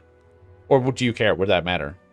I don't actually care whether or not, like, in my mind, it's like this meta magic has a cost to it, and we should just keep raising the cost until it gets like, you know, you'd actually have to think about it. Like 2 HP is pretty low compared to players' current HP totals, especially at like this would be like level 26 up. You know what I mean? But like at the same time, what this does is it's kind of like an immunity bypass sort of a dealio. So Yeah. like, would you spend 2 HP to bypass all immunity? Probably, you know? Yeah, probably per spellcast. Yeah. And this would have to be like some special meta magic so it works with SLAs. I mean, do meta magics not work with SLAs? I thought. No, they do. They just don't. You don't increase the cost, right? With this Oh, SLA. yeah. So this would have to apply. So you always pay the health tax. Yes. Yeah. You really scared me for a second there. I was like, I thought that was their whole thing. Like, yeah, that's they don't work. Oh no! All right, I'm gonna do tier 4. Should definitely have some sort of like stun desecrate. You know what I mean? Stun desecrate. Yeah. Oh, this should just chain people. Oh, it's like an AoE chain. That's a cool idea. It causes the hell chain or whatever it is. Yeah. It's actually a warlock spell. I can just get the warlock spell text and copy and paste it in here. Binding chain. Yeah. What would it be? Binding chain. I'm trying to find it. Oh, it's a it's not a warlock spell. It's a warlock class ability from Fiend Pact, which makes total sense because the Yeah. binding chain. Fiend binding chain. There it is. All right. The initial burst for desecration binds enemies in the binding chains of Shadow Wrath. Should be traps enemies. DC 20 plus the highest ability modifier plus stun DC bonuses are stunned and helpless. There you go. Sweet. Or do you want the regular chain effect, or do you want the stunned and helpless? I wanted this to be just like a stun, like an AoE stun. I think that's but it has the chain effect on it, so they're all stunned. Yes. Do you want to leave a chain effect on them, so after they after the 4 seconds, for 2 seconds they're chained, so they're slowed? Sure. So like how about this? Duration 6 seconds. After 4 seconds, they are no longer stunned, but are still slowed and helpless. There. Sweet. And I'm just gonna right click and paste the formatting. It doesn't need to apply more malice because you're already applying malice to everybody anyway. Yeah, this already hits mouse people. Because the chains are holding them in place, and then as the chain turns off, they're then slowed. I want to build something that's like super ridiculously weird, like as like a tier 2 or something. Yeah. That's just like growing hatred. Yeah. It's like in combat you gain 1 malice every 3 seconds, just like by default. Sure, that's great. You just gain malice, whatever your malice is. So this tree really wants you to use the demonic mantle. It's like really important.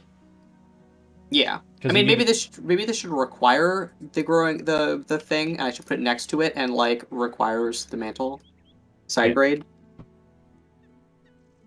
Yeah, we can color code it in afterwards.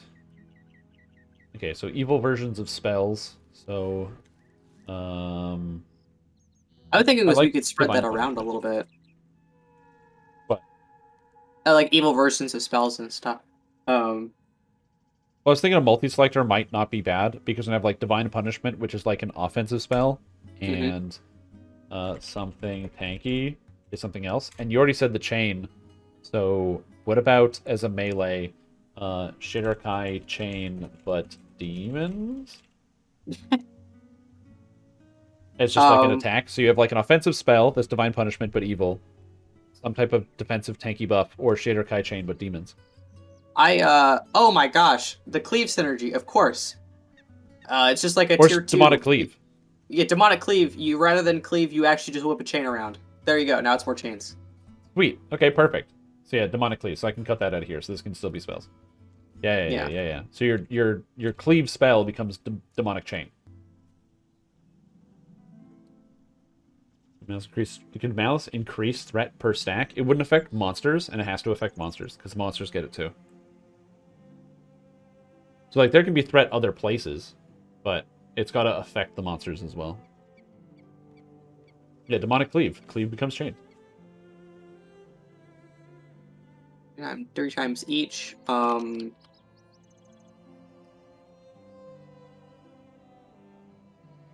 When Malice? Oh, perfect. Oh, then you don't need the Malice in combat.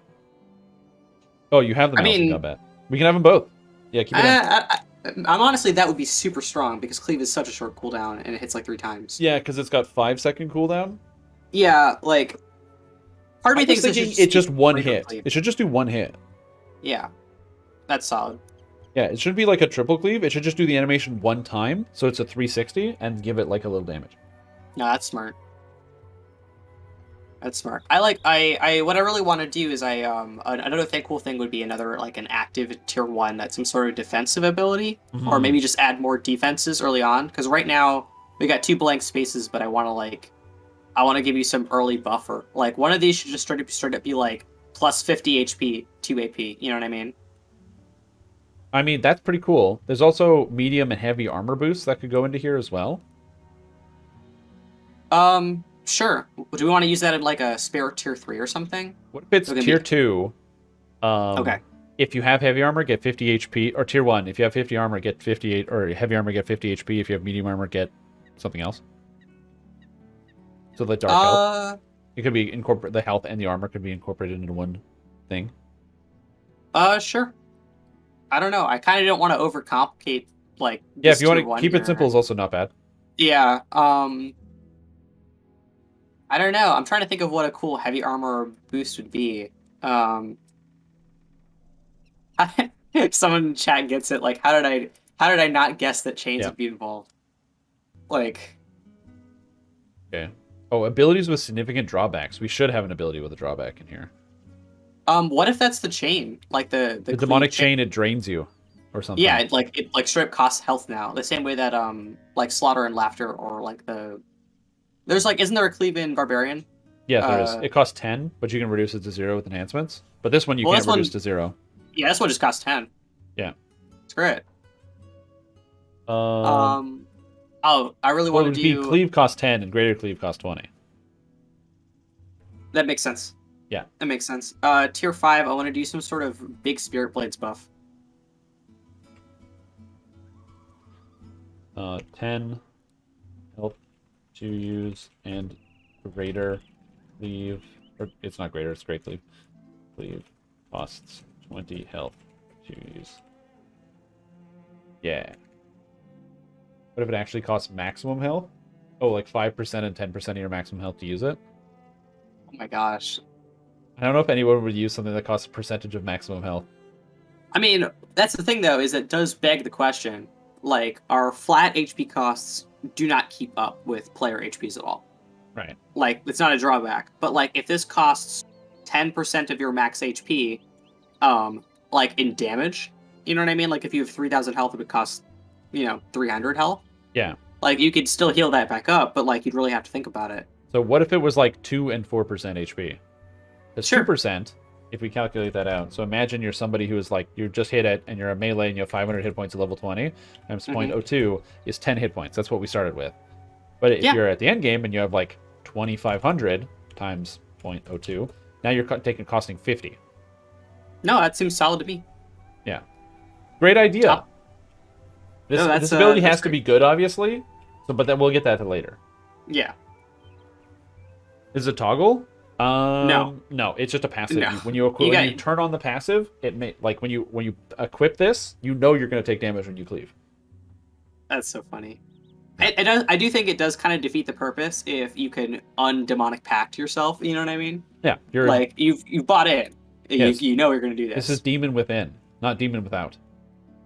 So speaking of spirit blades, I was thinking your spirit blades now leave a whirling blade of Shavarath behind when they strike an enemy. Like Oh, literally, like a whole ass blade of Shavarath, but it doesn't yeah, hurt you; it hurts them. yeah.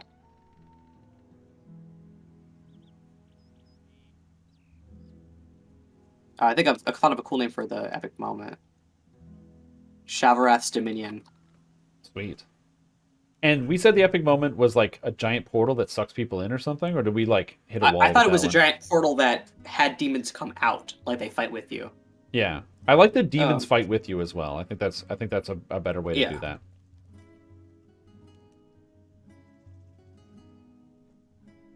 Okay, so then instead we would have divine What's punishment. the actual name of Shavarath? It's like the endless battlefield. I think it's the battleground. The battleground. Shavarath, the battleground, I believe. Shavarath, the battleground. Yeah.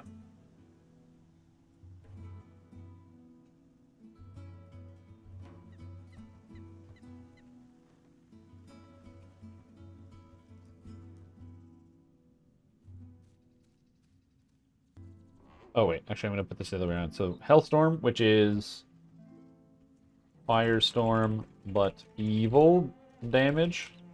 Well, it's evil and chaos damage, right? Yes.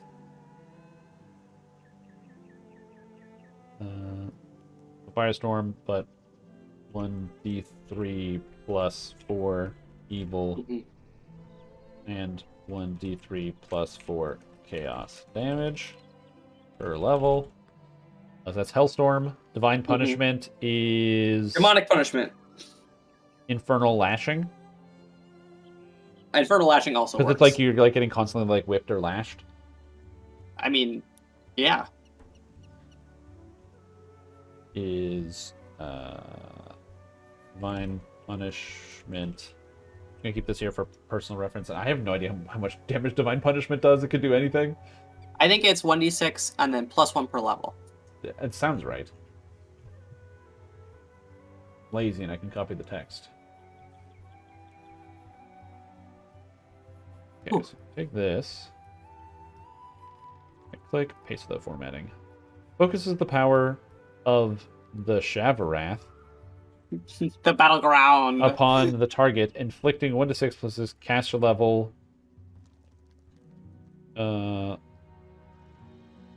Evil damage Let's every just do 2 evil. seconds. Yeah.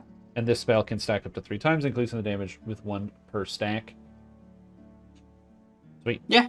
So it's Infernal Lashing. Hellstorm. I kind of want to do one more.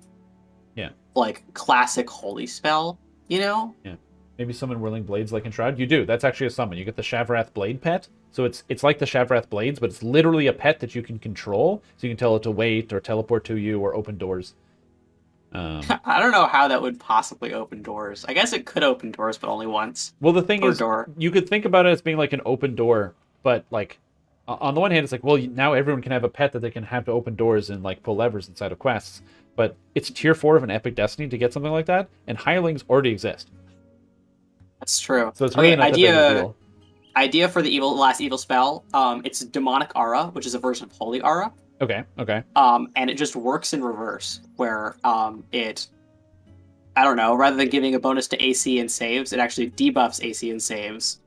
Like So all nearby enemies? Yeah. Okay. Yeah, I like that. I can do that. Demonic aura. Is it holy aura? What about unholy aura? Oh, that's even better. Unholy aura. I'm just gonna get the holy aura text and put those positives into a minus. Let me actually figure out what that blade spell is even doing. Because I have a suspicion I know why it's so slow. I'm just gonna get rid of this because it doesn't need to be. Here we go. These.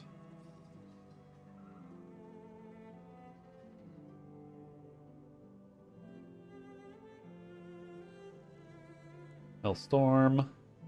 Unholy. Okay, so this wards allies and blinds nearby enemies. So wards enemies and blinds nearby allies? No, wait. Yes. Demons and devils in D&D properly unholy? I mean, they're evil, so I actually don't know if they're. I guess in my mind, like demons and devils, like devils are chaotic, demons are evil. You know? perfect. So how about Aura of Evil Chaos? Maybe. There's a Temple of Evil Chaos. That's true. All That's right. true. Allies gain, or That's the Keep on the Borderlands cult. I always find it so weird when, like in video games, you talk to people and people refer to themselves as a cult. Like, or you ask them, like, oh, you're with this cult. Or like, yeah, we're with the cult of evil chaos. Because, like, from what if you're in a cult, you would never call it a cult. no. You would never do that. You'd be like, no, we're like a religious organization. And if you say like, oh, you're in a cult, they'd be like, no, how dare you? Like, yeah, it's like in Lords of Dust, it's like, hey, you're not in the cult. Like, well, you shouldn't be saying I'm in the cult. That's a weird thing to say.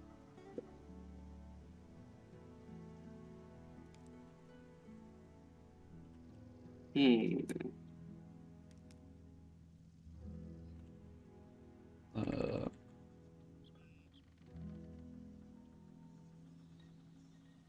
I'm poking a little bit into spirit plays as we're tinkering with this, by the cool. way, because I am kind of curious as to what the heck is actually happening with this.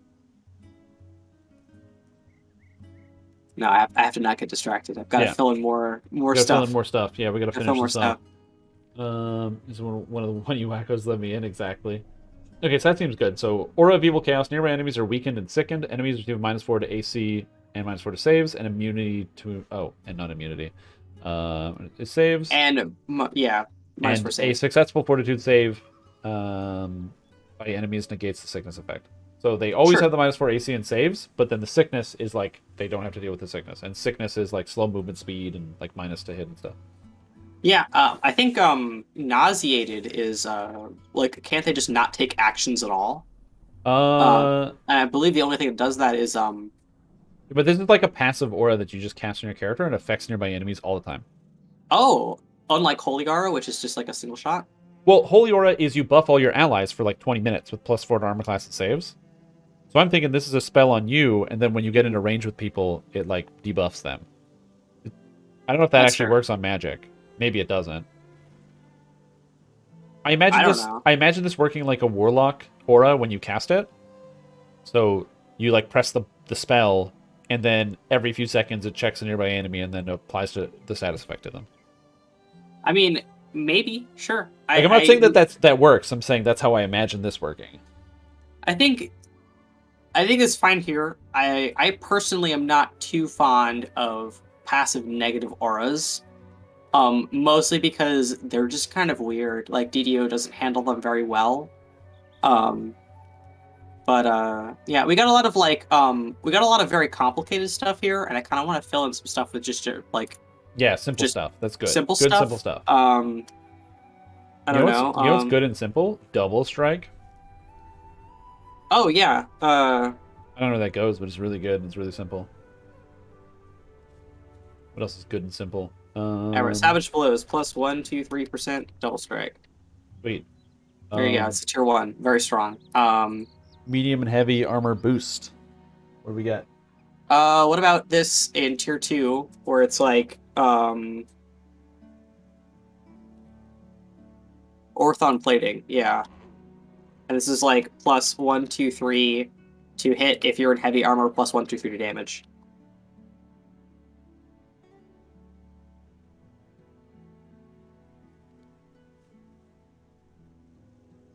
There you go.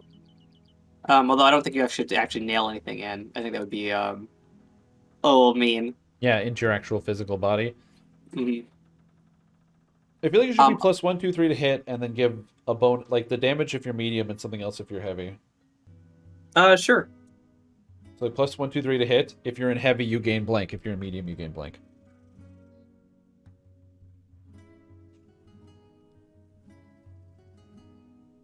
Yeah. Breakthrough. This is not a two-handed weapon tree. It's specifically dual-wielding, one-handed fighting. Yeah, that is You need kind your of offhand. This is not a two-handed fighting tree. that is pretty interesting. Is like the necessity of having your offhand do something. Yeah. Although then maybe we should remove empty from the first part of the mantle. Yeah, let's kill it. You gotta have a thing. You gotta have a You thing. convert your thing into something else. So get rid of this Yeah. empty. Okay, so what about like the heavy armor thing? Because I like medium armor giving to damage. If you're heavy armor, you also gain. I don't know, PRR. Like I don't think this has to be complicated. Yeah, PR We is good. Yeah. Just slam it in. There we go. Seems good. All right, we got some tier 3s that are open. We got some tier 4s that are open. We got some tier 5s It's that a are tank open. tree, so it could be PRR, MRR. It's tier 2 as well. And you Sure. gotta be in heavy. Well, you gotta be in heavy as if that's a drawback. Yeah. Tier 4 is pretty situational. Okay, we got the Greater Desecrate. We got the Bloody Spells. We got the Shavarath Pat. Cool, cool. Yeah, I feel like we could just have some straight up damage in here, like. Dripping with maggots. So Orthons are devils. I forgot to mention that Orthon is a devil, so Orthon plating is bad. Oh no, but I love Orthons. Yeah, but they're devils. Well, what's a demon that's pretty armored? Like all the ones I could think of were all devils, like Barbazoo and bearded devils and stuff like that. Like Hezrus I are can't naked.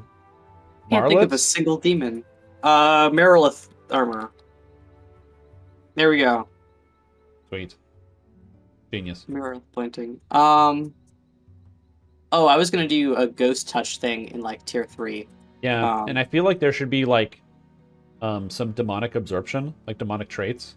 So what if there was a tier 4 that was like that's like improved on the mantle, and while in the mantle you count as having a demonic trait or something? Like you get absorb, because there's like just celestial traits in Divine Crusader. Yeah. Okay, so I'll do that here. Definitely. So improved mantle 2, name pending. Here, your weapons gain. I just need to find the exact text. And you are immune to fear. Bebelith venom. Are Bebeliths demons? They are in the demon web. Oh, Glabrazoo is a demon. Dretch is a demon. I don't know. Glabrazoos are. I feel like if I saw them in real life, I would just laugh at their faces. Like, do you know how silly they look? Like they do look very silly. The big crab claws, the little tiny arms. Like they have the little tiny arms on the middle. Yeah. Okay, is it in here? Heavenly Presence. So, this could be Demonic Presence, which is perfect. Thank you, past people. I'm not lazy. I'm efficient. Demonic Presence. And this is... is it Inner Demon? It's Demon Within. Demon Within. Destiny Mantle now grants you the traits of a demon. So this is PRR, so this is going to be plus 10 MRR. It's magical. Yes. Magical resistance rating. And plus 10% acid, cold, electric absorption. I think that's actually the same. But instead of... Let's swap one of these to fire. Demons are immune to electricity. So we'll cut cold and turn it to fire. Fire absorption. Okay. I did some improved mantle stuff here that I think is really good. Okay. All right, so the weapon version is like the generic weapon thing in the original mantle. Yeah. Has like a bleed on hit. Yep. Is it a bleed on every hit? Yeah, like it gives you like stacks. Or it's a bleed that are yeah. So it's just it's slicing blow too. Check. Yeah, more slicing blow. So the upgrade is after an enemy has 5 or more stacks of the bleed, when you hit them, you both get a stack of mouths. So that's really simple because it's like you're just doing weapon stuff, and this gives you a lot of stacks really fast. Yeah. The orb thing. When you cast a spell and your blade AoE goes off, you gain a burst of 30% action boost bonus to movement speed for like 5 seconds. I think everybody likes that because your blades go off and then you get speed, passive speed that just pops all the time. Yeah. Cool. And then the shield one is when your shield impale, like the automatic shield bash goes off. the enemy is rooted for 2 seconds, and the Impale now adds an additional 1,000 threat. So now, like, you're 100% getting their attention, and they can't even leave, even if, like, they do get, like, taken off of you. What if when the Impale goes off, you just get temp HP? Sure. Instead of the stuff, or... Well, because, like, I think the root is awesome, but I feel like instead of the 1,000 threat, it should just give you, like, temp HP. It's like a demonic sure. shield of some kind. It would just be, like, plus 10 temp HP per character level. There's a demonic shield effect in the game. The Merilith Racers. Yeah, I think I just built those. Yeah, aren't those like 150, I think? Yeah. And this is twice as good as that, so there you go. Okay, sounds good. I was going to say copy that, but this is twice as good as that. It could be 5 per level in order to match it at level 30. So, there you go. Now it matches the item. Everything's cool. Yep. Sweet. But good. mostly the movement speed I think is pretty fun. The movement speed is awesome because you like shoot out these blades and you start running. Yeah, that's cool. That's cool. Demonic presence, so we have that, and in addition, you're not immune to petrification. You're immune to. I don't want to say curses, but it might be curses. It could be curses because you have to be in the mantle. It could be curses. Let's tentatively put curses in here. Because that's really good, and every tank would want this. Oh, this should just one of these should just be like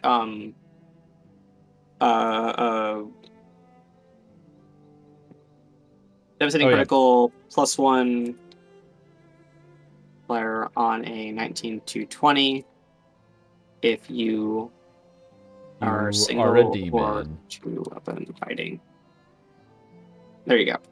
Or have a shield equipped. In shield mastery. I don't know how to say that. Or have a shield equipped. Yeah. Yeah, because if you have a shield equipped, presumably Presumably, yeah.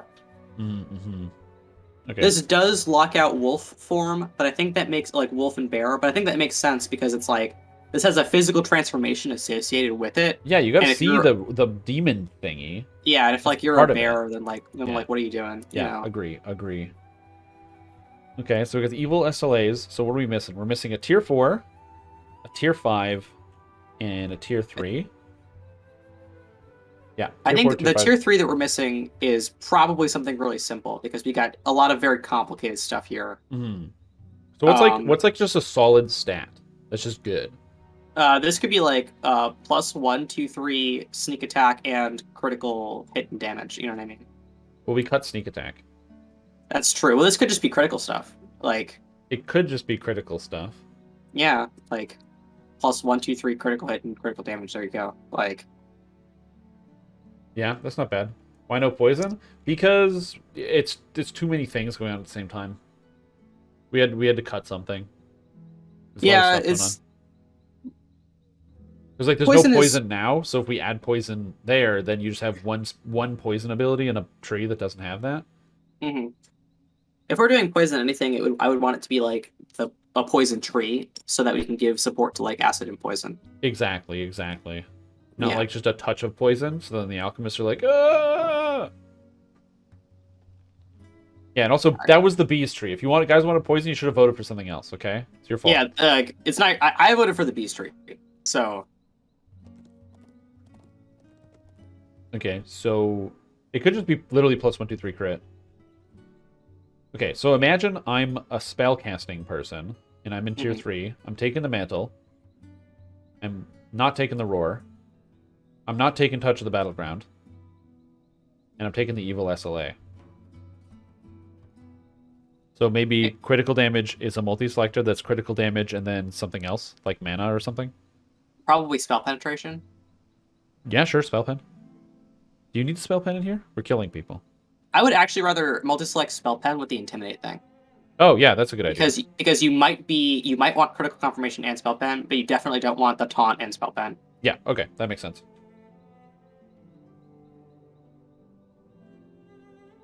Well, we're gonna write multi-selector in the right box here.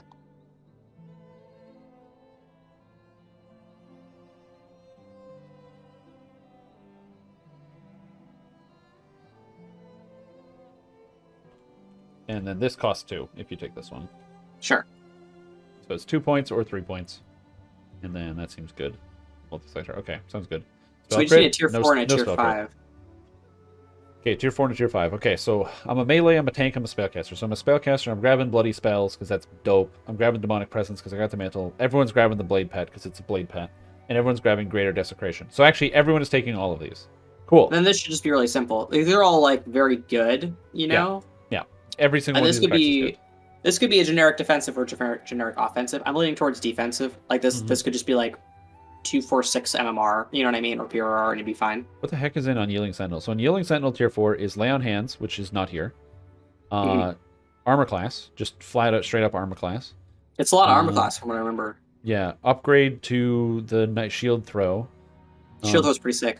Some PRR and a when you block, you do a thing. What if that when you block an attack, you stun a guy on your next hit or something? Oh, maybe. I actually have literally no idea how that blocking a melee attack thing works. I have no idea. I don't know. I mean, I'm assuming it works, but I don't know how possibly that could work. I also don't know. I have no clue whatsoever. So, like, I don't know. So what's farming it out to chat? What do you guys think? You've seen a lot of this tree. What fits in here that would be interesting? That either because this is tanks, spellcasters, DPS, they're all focusing on here. What fits in this hole? Think about it. Now we have another tier 5. So Spirit Blades, cool. Shavrath thing, cool. I'm assuming this will probably be really good. So. Oh, the Shavrath thing? Yeah, this effect is really good. Trust me, I'm a doctor. Love that. Oh, some saves boost would be really, like, we could just give it a lot of saves. It could just be saves. It could literally just be plus 1, 2, 3 saves. Yeah. That's honestly not even that bad. There we go. Resist magic. Plus 1, 2, 3 saves, additional saves versus good creatures. There we go. That's very situational, but very cool. Oh, it's better. It's statistically better than 1, 2, 3 saves. It is statistically better than 1, 2, 3 saves. It is. Yeah. That's not bad. Okay, and then huge thing. We probably want some sort of thing that's like something that's really cool, but that isn't an epic moment. You know what I mean? Yeah. Like cut the strings kind of thing. Everything is nothing kind of a thing. Well, because you ideally that's Spirit Blades. Oh yeah, I figured out what's up with Spirit Blades. By the way, this thing is wacko, like just very weird.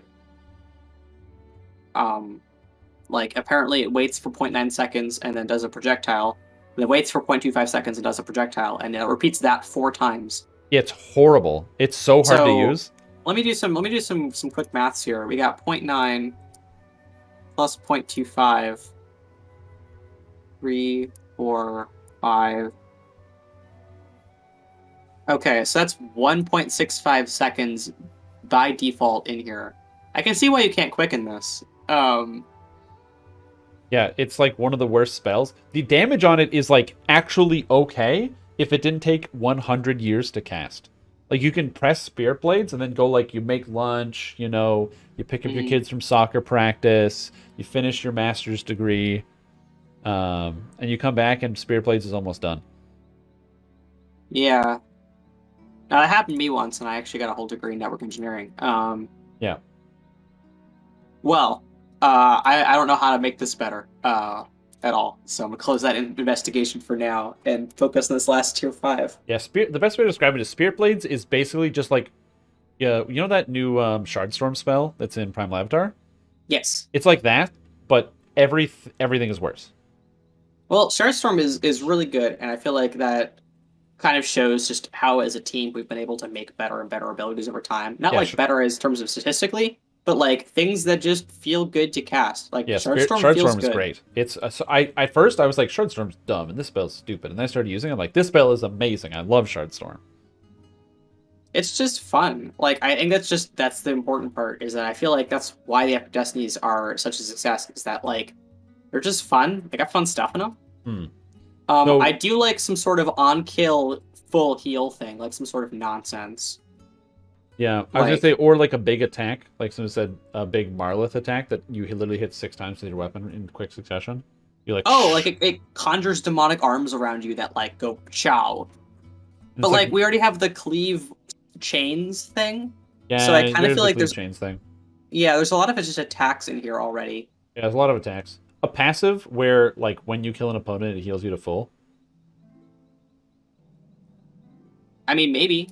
Um, why not? Or like, actually, how I would do it is like when you kill somebody, you get some like really powerful buff, but the buff lasts for like a minute, but it can only trigger once every like a minute 30 or something. Mm-hmm. Oh, so it's just like a big bloodlust sort of thing. Yeah, like a bloodlust sort of thing. Hmm. I mean, what we haven't done is we haven't done drawbacks yet. So like maybe this is some sort of thing where it's like when you kill someone, you get a buff, and then like you have to kill someone before the buff runs out, because if the buff runs out, you get a debuff for a little bit. Yeah, that those types of effects where it's time gated are not as fun because you feel like you have to push faster and go in a direction you Yeah. don't necessarily want to play.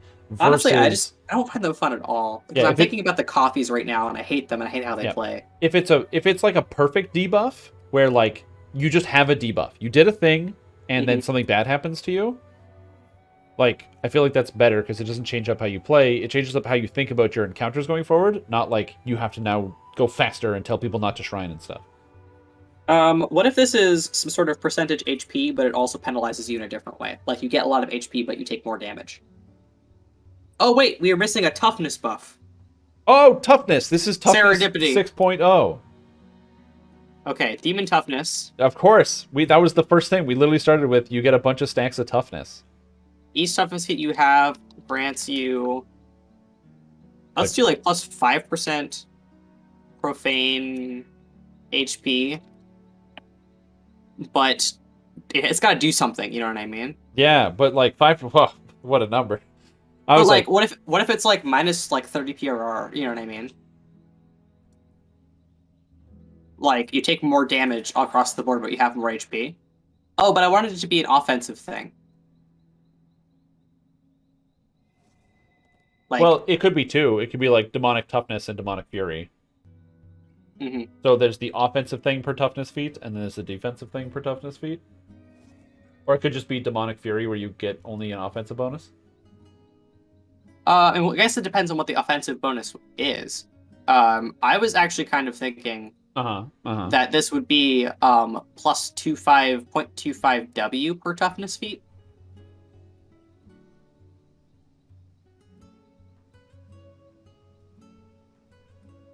So like you're getting 0.75, but like you do have to take toughness feats on a melee DPS, Yeah. which Well, is like people use any weapon that had keen on it. So imagine you had like 2 tough nigh in here, each toughness, and I'm assuming toughness, like epic toughness, is lumped in with toughness. yes. For the Okay, purposes of this, that would count. what about each regular toughness is 0.1 and each epic toughness is 0.25? Well, you only get So one you'd epic have toughness. a maximum of 1 from your epics and a maximum of how many feats do you get? 7. Yeah. So that's like 1.75. But that's a tier 5 and you spent all of your feats on toughness. Like you don't have combat styles in this. You know what I mean? Hmm. And like is like say you're like a single weapon fighter or something, or like a 2 weapon fighter, like is 65% offhand, like, or 100% offhand strike chance and 65% offhand double strike, is that worth, plus 1.5 W? Like, Hmm. I think this is solid. I'll say like What about if you cast spells? uh then you don't take this. Okay. Sure. Then you also don't take devastating critical. That's true.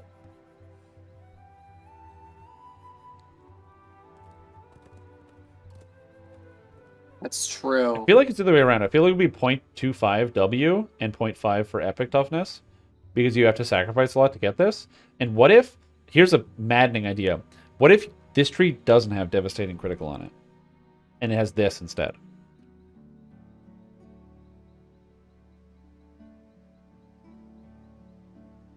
I know you What like the if parody, but because what we dropped if the spell, it doesn't have spell DCs, right? Because it's not a spell DC thing, and it also doesn't have the devastating critical. what if we cut this whole thing, and it's Uh-huh. like, and then this is like you gain an additional +1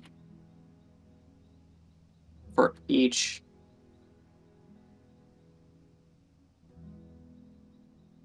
So by default, this is +2. Or wait, this should start with +0. You know what I mean? You gain critical multiplier on a 1920 for each toughness you have. For each 3 total toughness, because like you're getting 3 from the cores, Yeah. So you automatically get +1, but the more tough nigh you have, the and then tougher. in parentheses we'll go like this has a minimum of 1. So even if you have 2 and you didn't take the last core, or you only took the first core and you have 1, it's still getting 1. You Yeah. know. Yeah. Minimum of 1. Okay, good. And then you have a toughness thing built in for spell castery people.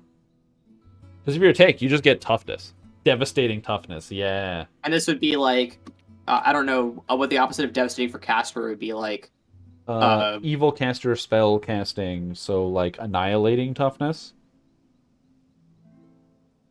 I even spelled that word right. That's great. Yeah, Did you you get did that it. on stream? Yes, it's recorded for all of history, so we can all That's fantastic. bathe in the glory. What if your spells had a minimum 1% chance to insta-kill an enemy plus 1% per 3 total toughness feats you had? That's so sick. Yeah.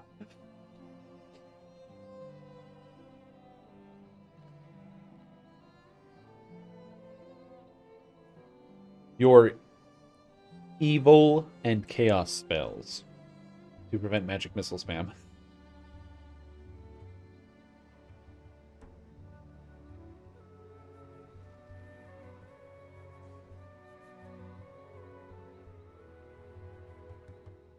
Okay, that's go. actually kind of sick. That's kind of sick. Kinda... I mean, come on. I What do you think mean that lame? this... You have to. Magic missile has its place. It's really good with Sharadi. Go away. I think that's pretty neat. I don't know if that's good or bad. I have a strong suspicion that if you are a caster and you take nothing but toughness feats, then it's going to be extremely bad, even if this is good. I mean, this is really good for hardcore. That's true. The toughness build is in vogue. Yeah. Sweet. All right, and I'm just gonna get rid of all this. Is there anything? Does anything even connect? Because in Epic Trees, I've noticed in Epic Destinies, a lot of things don't connect very often. And I'll tell you why that is, even if they should, because like, what we should do is we should make it so that you have to take all of the mantle upgrades in order. You know what I mean? Yeah. To prevent people from taking the upgrades but not the mantle and not knowing. And the problem is that there's actually this is like an actual flaw in DDO, a whole bug if you can imagine it. Is that if you have an ability who's like a 1-rank thing, like just the mantle, and you put a 3-rank thing on top of it, like an upgrade, the game won't let you take the 2nd and 3rd ranks of that other thing because it wants you to take the 2nd and 3rd ranks of the first thing, which doesn't exist, so you can't. Right. Like you straight up can't. Okay, an entire bug. Perish the thought, but that is actually an actual design, like a flaw. I'm just costing these things out. Oh, do you want to do some color coding here? I can handle all the mantle stuff. Yeah, if you want to color code the mantle, actually, if you can color code the mantle and the strikes, the things that can associated. Sure, I'll do the mantle as a purple. Oh, I can't see anything. Wait, hold on. Mantle is purple, but the text color is white. There you go. Just to make everything even worse. The first thing was stealth 3 ranks, which all cost total 1 point. Oh, the purple's so dark. Oh my god. It's actually very easy to read. I don't know why I got so bent out of shape about that. Okay, and then desecration, I'm going to say that this is going to be red. There we go, red and black. Oh, were you going to put this link out in chat? Oh, so people can actually read it themselves? Oh, that's such a smart idea. Hold the phone. Oh, wait, I did the highlight wrong. Yeah, okay, get the link. So only people can open with the link. Anyone with the link can do this. Hold on, give me a sec. I have to Yellow cover up highlight, the white screen. text. That's the real demon. Okay, wrong button. Whoops. I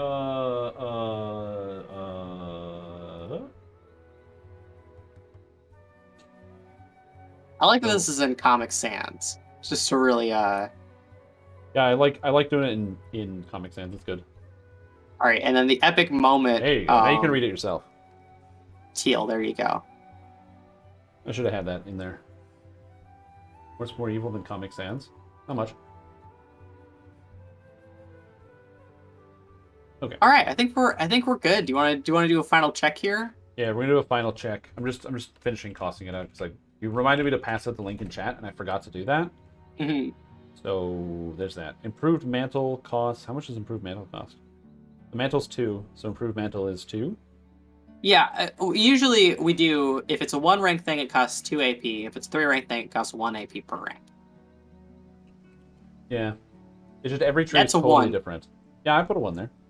That's, oh no. I'm trying to like total cost out each row. So each row has like the right amount of cost. That makes sense. I don't know. Okay, well, look. It's okay. It's your show. I'm not here to pick a bone with your design.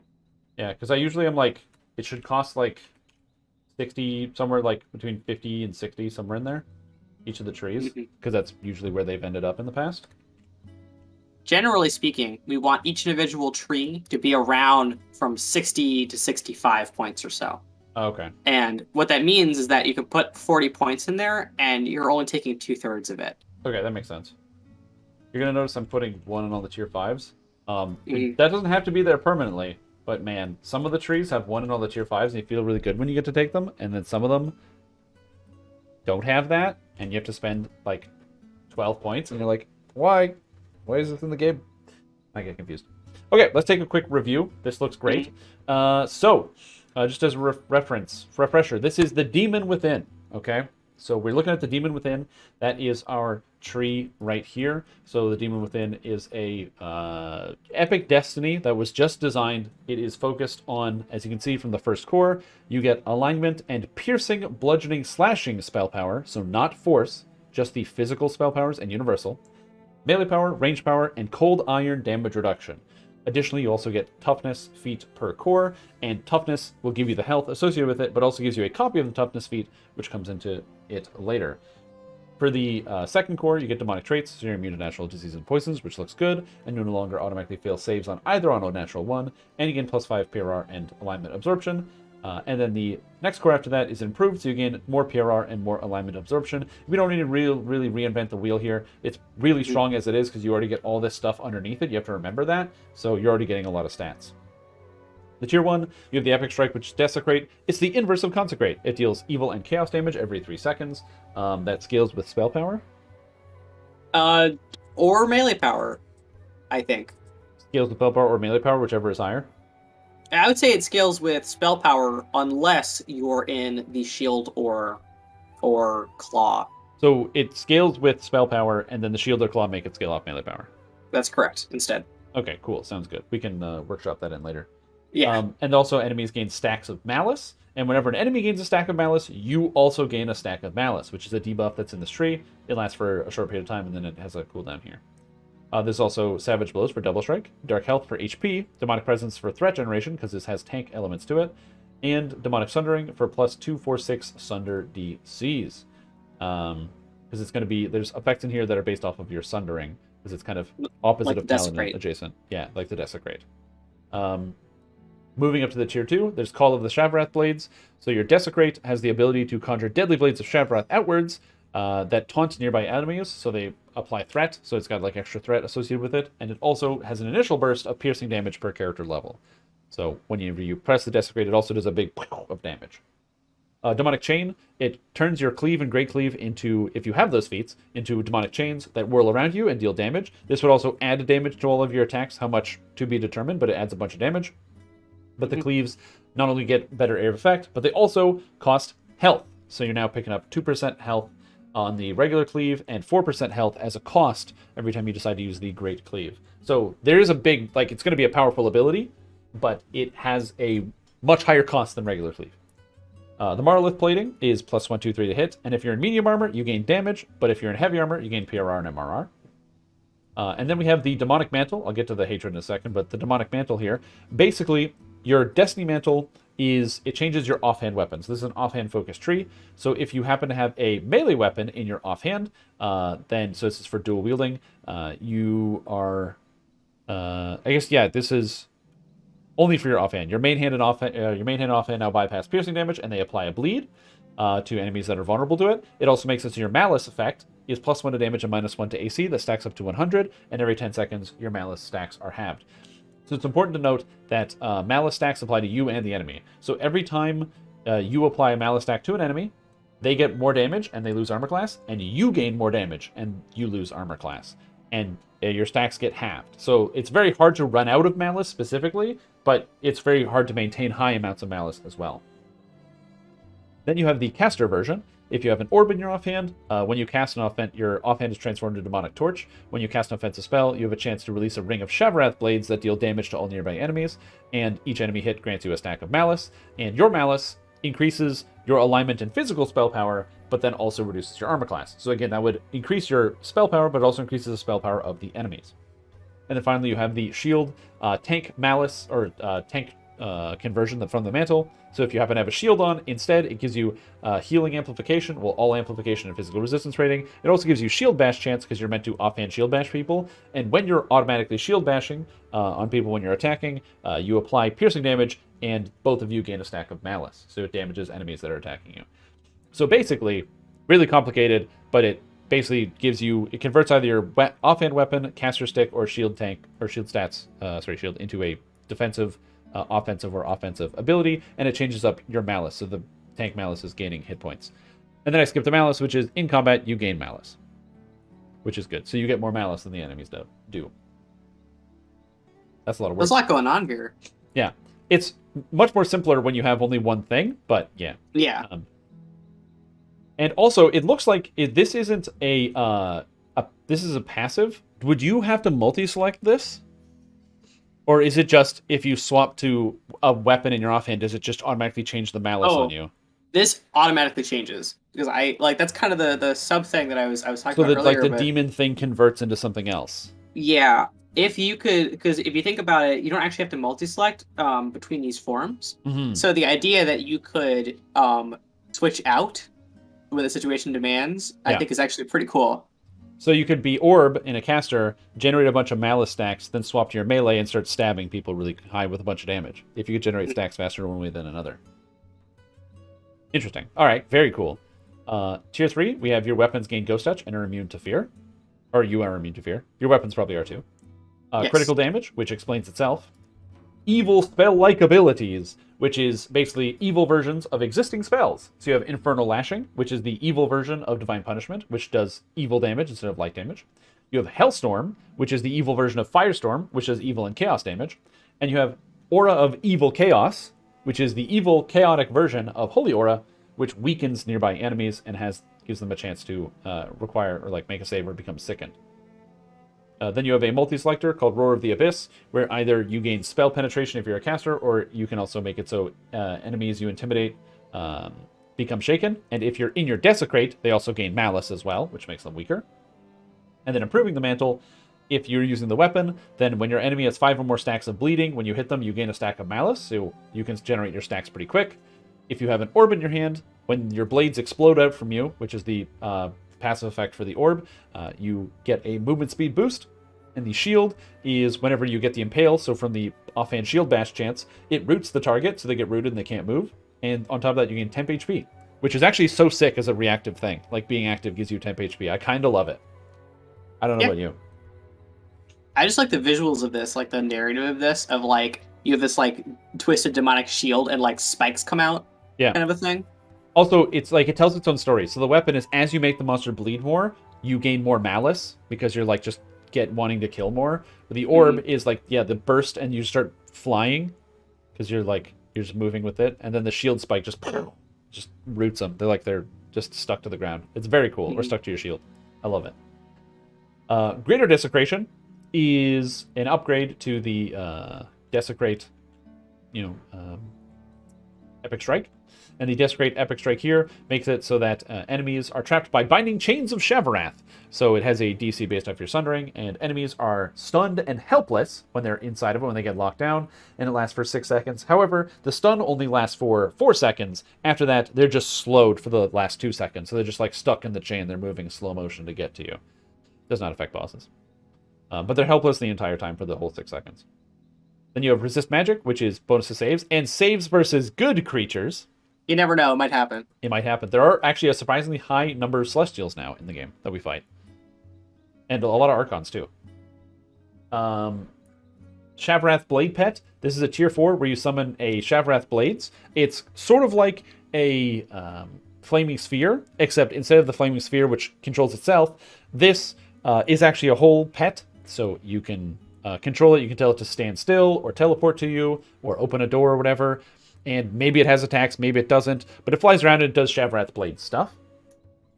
Bloody Spells is a meta magic feat. It's a specially unique meta magic, and it makes it so that all your spells now deal evil damage instead of the normal type.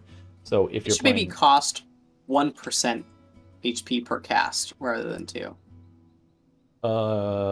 Yeah, 1% sounds good. Balance pending. Balance pending is not going to leave this, because what it means is that, say you're playing Druid, you could now play a pure alignment-based Druid, because you could play all evil spells. So Firestorm is now just straight up evil Firestorm, because you're casting evil spells and other things like that. So, I have no idea whether this is balanced or not. It sounds really overpowered, so balance pending, but insane. 100% health per cast. Yeah, this is a really crazy meta magic ability, but it means you get Celestial Bombardment for evil instead of fire, and allows you to kind of like bypass immunities in a lot of different ways. And then Demonic Presence, which is an upgrade to the mantle, purple, makes it so that you gain magic resistance rating, as well as acid, fire, and electric absorption, and immunity to curses, which is a very powerful effect from the mantle. And then we get to the big ones, the tier 5s, the top tier. Why are you going to the top of this tree? So Ultimate Hatred, you gain damage and physical resistance rating per stack of Malice. Mm-hmm. Now, this doesn't have a Spellcaster equivalent, but you want PRR anyway, and if you're a melee, that's a lot of damage. And if you're a tank, that's a lot of damage. So this is definitely a balance pending. 1 doesn't seem like a lot, but you can get 100 stacks, so balance pending. Devastating Toughness, which is the coolest thing, which is that you gain +1 critical multiplier to 19 of 20 if you're single or 2 weapon fighting, or have a shield equipped for each 3 total toughness or epic toughness feats you have. Now, that's what we said. You get toughness. The first core is literally, it says, you gain 1 copy of toughness per core. So if you have all 3, that's 3 toughnesses. So 99 hit points and also 3 copies of toughness. And then if you happen to have more toughness from the heroics, you get even more critical multiplier based on the number of toughness. If for some reason you only took the first core and you didn't take the rest of it, this still gives you a minimum of 1 no matter what.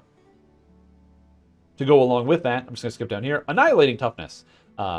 It's the Spellcaster equivalent. Your evil and chaos spells have a % chance to instantly kill an enemy by banishing its Shavarath per toughness or epic toughness feats. So you get 3 here, so that's 3%. Plus, if you have any toughness anywhere else, that's an even higher %. You could take 10 toughness feats and have a 10% chance to instantly kill stuff per spell, which sounds crazy to me. So, balance pending. Yeah, but you have to take so many toughness feats. You do have to take a lot of toughness. Like, there's no way that's good, but it could be. Isn't it? Is it not? Like, well, I don't know. Yeah, you take, like, the human toughness, and you also take, like, 3 levels of monk for extra toughness, so you get, like, 15 toughness feats. It's just... I always love abilities like this, because they really make you think. Yeah, they really make you think. Balance pending. The epic moment is you open a portal to Shavarath, the battleground, and its denizens start entering the world and fighting alongside you. So you get all these like demon summons that just kind of pour through attacking enemies. This will be definitely good. It probably needs something, either like when you're near the portal you gain bonus stats, or the demons are actually good demons and they are powerful. But that's the basic, that's the gist of it. It does something like that. The big portal's the big moment. And then lastly, Spirit Conjuration. Your Spirit Blades now leave a Blade of Shavarath behind when they strike an enemy. So it does a bunch of things.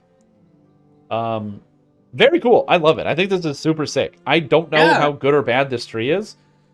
I don't know. I just think, like, it's more I'm thinking back, because, like, I know you remember this, but just for the crowd.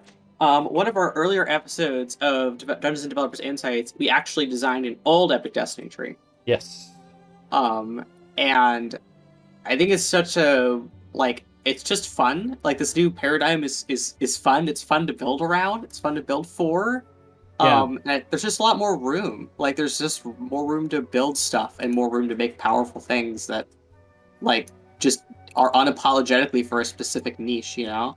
And Yeah. it's like this doesn't have to appeal to everybody because you can simply play a different Destiny. Like you don't have to actually be here if this isn't your jam. Yeah. Consider how much nonsense you would have to cut out of this tree to shove in plus to stats. Yeah, the How much stats worse are that would be if it like was like, imagine this was like strength, constitution, I don't know, wisdom or something. yeah. And then you cut, I don't know, you have to cut spirit conjuration. You're probably cutting bloody spells. Hmm. You're probably cutting either the critical damage or like the roar of the abyss. You have to change up the entire thing with a mantle. Like all this stuff just has to go away, which is not as fun. And also, I Yeah. really love the mantles because it's the theming is so good. Like we honestly, most of these effects dovetailed off of like, here is the mantle, and here's what it does. You get the claw or the torch or the shield, Hmm. and then now we have cool abilities that are based off of and around all these things. Like the whole Yeah. malice idea came from the mantle, and then it just made most of the tree. It's just it's nice. It's like this new paradigm feels like there's so much open space, you know, like we kept all the trees really contained in their specific niches, and the upshot of that is that there's means there's always room to like just build new stuff. And yeah, like I'm feeling pretty good. I would love to play this. Yeah, me too. Oh man, I don't know how or why or what. Like what goes into here? What class goes into here? What do you play into this demon tree thing? Some sort of Shade Archai. Oh Like, man, so you've got chains and cleaves and everything else. It all just kind of comes together as one. yeah, I'm definitely seeing a Shade Archai synergy here. And also because Shade Archai is like pretty survivable. Yeah, I would definitely see a lot of barbarians, because like, you know, Oh toughness. yeah, evil cleric. Um, That's cool. oh yeah, like I didn't even think about this from the spellcasting thing, but like this could be what Divine Disciple needs, you know? Yeah, because what if you're playing like an evil divine disciple or something? Dark I mean, like Ranger. Ooh. thematically, I think this fills a really interesting niche because it's like if you are playing that evil character, almost all of our casting trees are like holy themed. Yeah. Um, like there's just a lot of cool stuff in here. Yeah. I'm really happy with how this came out. Now we definitely set out to make a physical demon tree, and it is half magic, but that's the magic of design. Sometimes Yeah, so you got to go where the brush is moving, and you got to follow that stroke. You know. yeah, I mean, like that's an actual a real design lesson to learn, is that never let a good plan get in the way of innovation. You know, Yep. like if you've got a plan and then you have a better idea, you gotta just go with that better idea. Yes. Um, So very cool. Thank you for designing this thing with me. This was awesome. yeah,